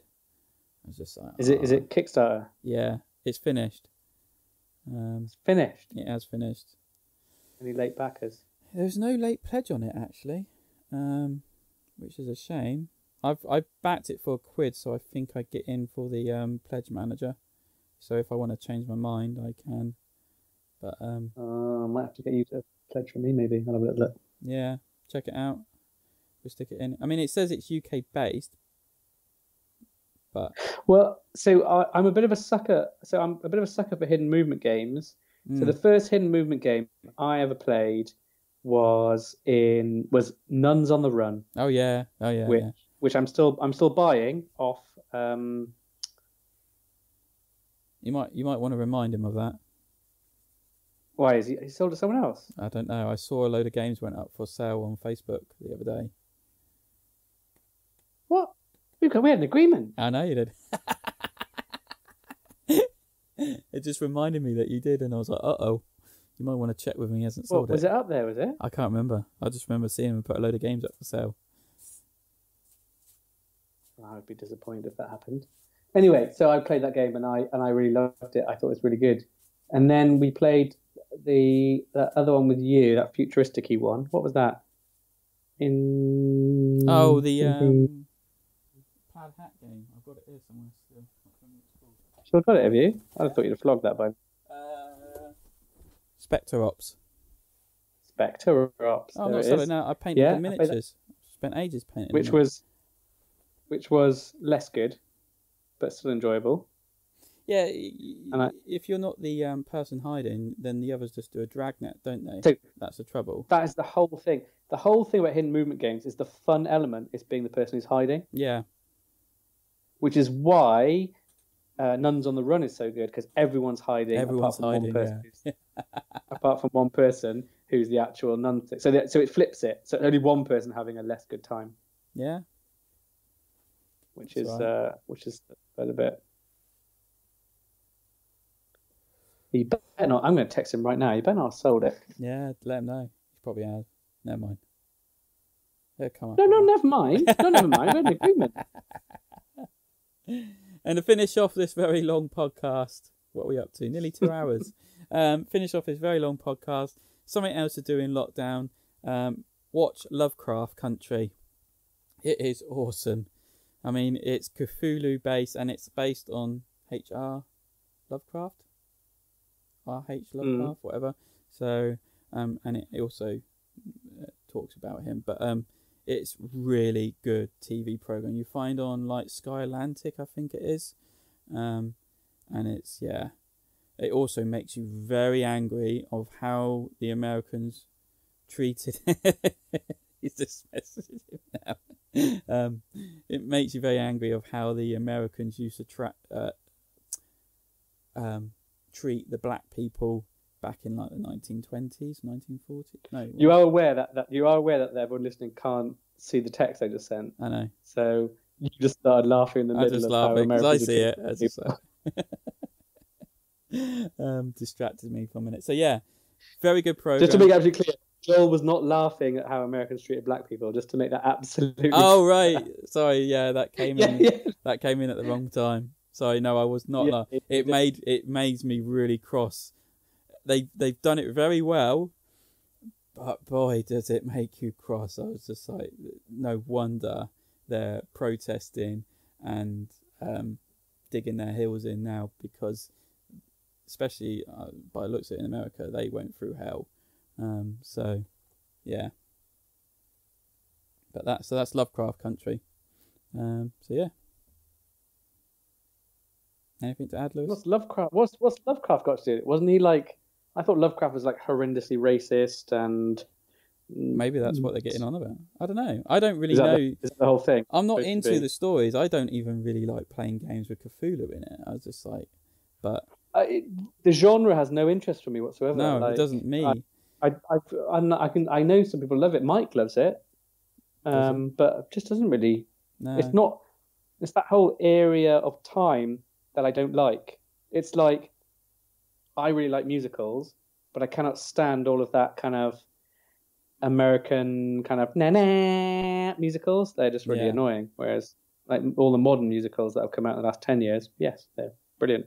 But the stuff that's like, all these kind of American Broadway, super smiley, tap dancing, men in suits, weirdness, I just don't like it at all. Just remembered something, not that one. The whole, big feathers. That kind of period of time. What is it, the 50s? The 50s? 40s, 50s? Something around that time. Maybe it's earlier. Maybe it's the 20s. Is it Vietnam War? That was 80s. Vietnam War is much later. But because one of them goes off, he's come back from war. The 60s is Vietnam War, isn't it? Because it's the whole... maybe it's 60s then. I don't mind the 60s. It starts getting a bit more interesting at that point. Sam has not replied to my text. She's probably... Oh no, shit. I sold it. Oh no, what am I going to do? You better not, because we had an agreement and it was recorded. So I think it was even on a podcast. So it probably was, actually. You better bloody not have sold that game. I will be so cross. Like the whole agreement was, we're going to wait till after lockdown when things are free and we'll see each other again. I'll buy it from perfect. All agreed, price and everything. Virtual handshake, not in real life, obviously, because COVID and that. So. Don't shake hands anymore. Oh, Renegade are doing Search for Planet X. They've got the license to sell it in America, probably. It's a good shout. It's a good game. I would strongly recommend it to people. It's very good. I'm just trying to look for the other one. I'm not talking about Sam right now. Sam brought it up. Dune Imperium. So Renegade. I think it's Dune. Dune, as in a sand dune. Sand dune. So not Shand. Based on is it Frank Herbert? Yeah. Yeah. Novels. I think it's Renegade Games is bringing out a new deck building meets worker placement board game based on the galactic struggles of Dune. Unless it's called Dune 2 and it says things like Harkonnen vehicle repaired. I'm not interested. I don't know. Only a few people will get that reference. Only a few people will get that reference. So we were having a good old discussion that on was my youth. Floppy disk. Sorry. We were having a good old discussion on our chat because Sam brought it up and says, "Oh look, they're bringing this out." I was just, I've not read the book, watched the film, don't know anything about it. So I'm now listening to the audiobook, which is 20 hours long, and I'm enjoying it. I think. How many hours deep are you? I've got about 7 hours left. Oh, okay, yeah, good way in. So I listen to it on. Have you worked out who everyone is? As it keeps changing all the people's characters, and they've all got weird names. It's impossible to keep up to. It's really, and the narration is not doing it favors. Have you not got a good narrator? Do they not do voices? Some good narrators will do voices in audiobooks. He does do voices, but I don't like the voices he's picked to do. So, like, it follows the Duke's son, who's about 15 years old, but he keeps putting on this old man's voice. I'm just like, you're losing it, dude. Come on. He's 15 years old. He's not. It's not supposed to be the Duke in the future, then. Like, no, it's not them now. So, not to give away anything, but it's still following him and his mother going through the desert. Yeah. I thought you don't want to be an old man. Haven't read this. No, but I know all the stories of it. Oh, do you? I played Dune 2, and I've seen the film, one of the films. Okay. There's multiple films. So I know who the characters are, and I know the setup of a lot of the stories. I don't know about the Duke's son and his mother going through the desert. I've not come across that particular story, but I know who those characters are. And because then, like, and sometimes I enjoy it, but then there's listed on it. There's multiple narrators, so I thought, maybe they got different actors who do different voices, which they do in sections. So there'll be a section where they've got different actors reading out different lines of the characters, and like they got the Duke, and it's like a American, but it's a real American, like, powerful voice, and it really suits like the Duke's voice. Sorry. But then it flips to another section, and then it's just the narrator reading it and doing the voices, and he puts on a completely different voice, which doesn't. That's annoying. Takes you away from it. I was about to say, like, the good thing about audiobooks, when there's books that have a million different characters and it's impossible to keep up with who is who, is that they do different voices for the characters, and that helps you remember who it is. Whereas when you're just reading the names, particularly when they're like alien names or names that aren't your native tongue, you can't remember the names with the characters. There's so many characters and you can't keep up. Whereas in audiobooks, you get the advantage. But it sounds like they've completely ruined that, and in fact made it worse by changing the voices all the time. Yeah, that's it's not because. Are you sure it's not because it's not supposed to be different periods of time? A lot of the Dune stories go through different periods of time when people are older and younger and telling a story, and then going. Then sure it flips to I don't know. It's going through a chronological order. There is sections in it where a woman reads out this passage from, so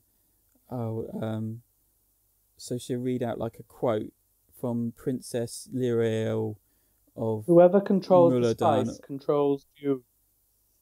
Yeah, that kind of thing. That's a quote from Dune 2. So it's kind of things like that, and that's always the same woman that reads out these kind of quotes that someone would say, or something has happened, that kind of break up the sections, and that's quite good because that it's that part. But as I said, it's very sporadic when they do have multiple people come in and do voices, and then there'd be a very long period of where it's just a narrator speaking it, and even that you can tell where he's been cut in because he's had to reread lines because like the atmosphere and the pitch is completely different. It's not because he fell asleep while he was reading it. He probably did. And so the Duke wake up. I was like, yeah, right. I was reading this passage. I was like, Jesus Christ! And it's the worst narration book I've had on Audible. But have you definitely got the Ordos, the Atreides, the Harkonnen, the Fremen, the worms? They're all there. What are the worms called? Do they have a name? No, there's worms. Just called the worms. Because that's what I used to call them when I played Dune 2, and they used to come and eat my tanks. It's very annoying. I think I might have played that actually, because that really sounds familiar. It's so good. Is it? I mean, they re-released a kind of a more modern one of it, but I mean, the one I'm talking about is like super like pixel graphics, like 8-bit. I mean, it was on floppy disk. It was on about 8 floppy disks that you had to keep inserting. It was a real-time building game. It was real-time strategy. Yeah, game. real-time RTS. Yeah, real-time strategy. It was it was debatably one of the original. There was a game that technically came out slightly before it, or there's debates about which came out first and which was the real. It was the defining game of the RTS strategy. No one disputes. So it was made by Westwood, who then went on to make. Yeah, I think it's Westwood. Who then went on to. Yeah, who then went on to make. Or they went on to make all the Command and Conquer series. The name of the studio might be wrong there, but whoever made Dune 2 did then go on to make all the Command and Conquer series. They made Command and Conquer. Yeah, but apparently there was another RTS before it. I've never played it, but I want to go. I'm gonna whip it out on my Pi just to play it so I can see how bad it is. Yeah, exactly. I'm very pleased with my Raspberry Pi. It's very good.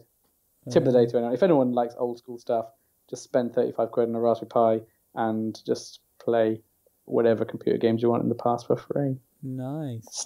/ definitely pay for the ROMs when you download them, because that's the legal way of doing it, and I fully endorse that. Says Pinocchio. Oh dear. Anyway. Yeah. But ultimately, 30-year-old games, no one's coming chasing you for royalties, I'm pretty sure. A lot of the studios don't even exist anymore. That's the kind of grey area now. If it's not available to just purchase or get your hands on legal way, then it's a kind of grey piracy where, okay, I can't get hold of it, but I can do it like this. Okay, the people that made it and the author and that doesn't get any royalties, but I'm still able to play it because I can't get it any other way. Yeah. Well, it has got more complicated with Nintendo at the moment, because they've obviously released... obviously, they've got the Nintendo Switch, very popular, and they've basically re-released just about every old Nintendo game going all the way back to the NES, which is obviously a lot of the popular gamings from the 80s and 90s. And obviously, you can buy them all, but they're just like extortionate. Like, have you played a NES game? A NES game is shit. Like, you can finish it in like 10 minutes. Like, they're truly terrible. You play them purely for nostalgia. If you try and charge me 10 quid for them, I'm not remotely interested. It's insane. Whereas I find myself playing, and this is like a kind of interesting point about kind of piracy and that kind of stuff. Obviously, the emulators I've got and the system I'm playing on can't go past like a PS1 N64. That's like my max. N64 it struggles with because N64 is a bit weird, but Dreamcast maybe. So I can go like to that level. But after that, there's nothing I can get. Like if I want something else, and having not played computer games for years, and having now recently got into all the old games from when I was a kid, replayed them obviously for free / the price of the Pi. I'm now going, I really would like a Switch. I'd love to play that new Zelda. And whereas before I wouldn't even considered it. So I think what's probably happening is Nintendo, Sony, and all the big names are going, well, these are kind of old school titles we're not making a lot of money out of anyway. We may as well let mugs like Lewis play them for free, get hooked again, and then come and spend ridiculous amounts of money on our latest systems and games. Yeah. I think that's probably their tactic. Yeah, definitely. I myself have just been hooked on playing Warzone on PlayStation 4. So I don't have a PlayStation 4. We've got 3. 3 was the last one I bought, and then I stopped playing computer games. I didn't really use my 3. I've been playing kind of Fortnite because my son's well into it. Since lockdown, he's become a champion master at Fortnite. Makes me sick watching him build and shoot. Just like every sub 15-year-old in the country, I believe. Yeah. Well, compared to when he started at Christmas, when he first got his PlayStation 4, to now, it's just, as I said, it makes me sick watching him like spin around building and shooting, and I was like, oh. He's also significantly older though, isn't he? Like, how old is he now? Is he like 8 now, is he? 9, I think I want to say. 9. Oh, there you go. Fair enough. Yeah, but like the difference between that like 6 months makes a lot of that age. It makes a lot of difference, doesn't it? So then they bought out. So Call of Duty bought out Warzone and put it free on PlayStation 4, or put it free everywhere. And I thought I'll give it a go. Started playing it. I'm being hooked. I bought the full game. Spent a few thing, and I'm really bad at it because I kill a few people and then die because I make a bad mistake. Yep, he sold it. And shut up. He sold it. He's just come back. And then so I've been hooked onto that, and that's been taking up a lot of my time because now it's like I before I got into board gaming really bad, I was a big Xbox player, and I used to like stay up all night playing shoot-'ems and things like that with our friends, and then it kind of died off because I got into board gaming, but then also the consoles went up to the next level, and I never didn't upgrade, and kind of lost the enthusiasm. But now I've kind of got back into that strategy. Oh, when are you going to bed, love? Oh, now? Okay, see you later then. Stay up a little longer and shoot a few people online, and maybe come to bed about 1 o'clock, 2 o'clock in the morning. It's not good for me. But anyway, I'm on holiday for 4 weeks, so it doesn't really matter. And still I hate you, Doug. So yeah, that's been taking up a lot of time, and I feel bad because I think I could be doing this video, I could be editing this, and I can't be arsed. I just want to sit down and shoot people. So have a bit of fun. Yeah. Anyway, right, we really need to shut down and finish this off because we're up to 2 hours and 10 minutes. So yeah, it needs a lot of cutting. We've chatted about a lot of stuff that has nothing to do with games. I don't know if I can be asked to edit. I just might just say put it out there, and whatever happens. So, well, yeah, standard, yeah. So yes, right, we are going to shut down. Thank you very much, Lewis, for turning up and putting your input into this podcast. It's been very entertaining. No worries. Thanks for having me. Yeah. Thank you everyone for listening, and you might now found us on Spotify and Amazon Prime, because they were hitting me up saying, oh, do you want to put your podcast on here? It's all free. So that's what I did. I did do some stuff. I did all that. So yeah, you can now listen to it on Spotify and Amazon Prime locations, which is cool. So yeah, hopefully we'll do another one this month sometime. Maybe get Sam back on. Sam had a good idea for a top 3 games chart. I'm never talking it again.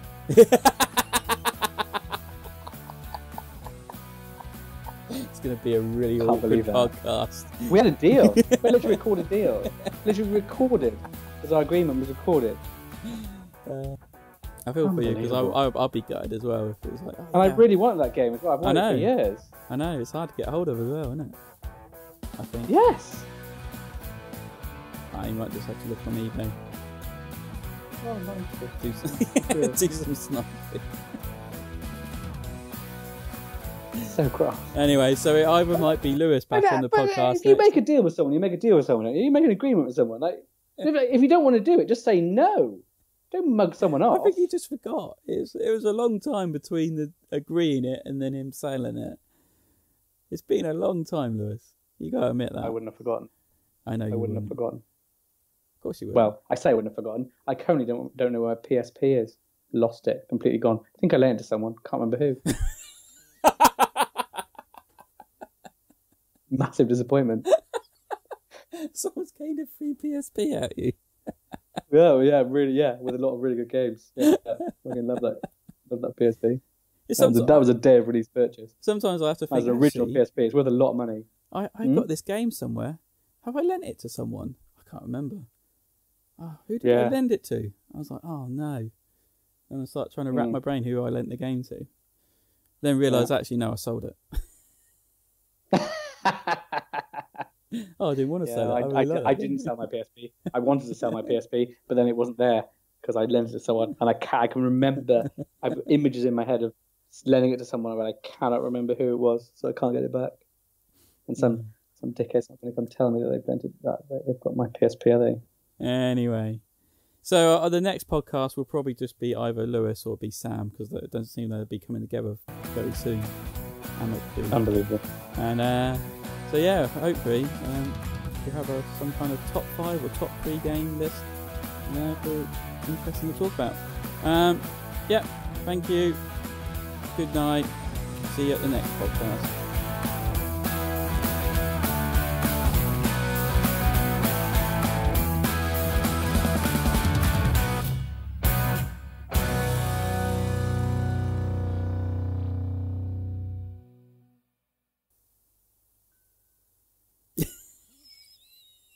He's still bitter.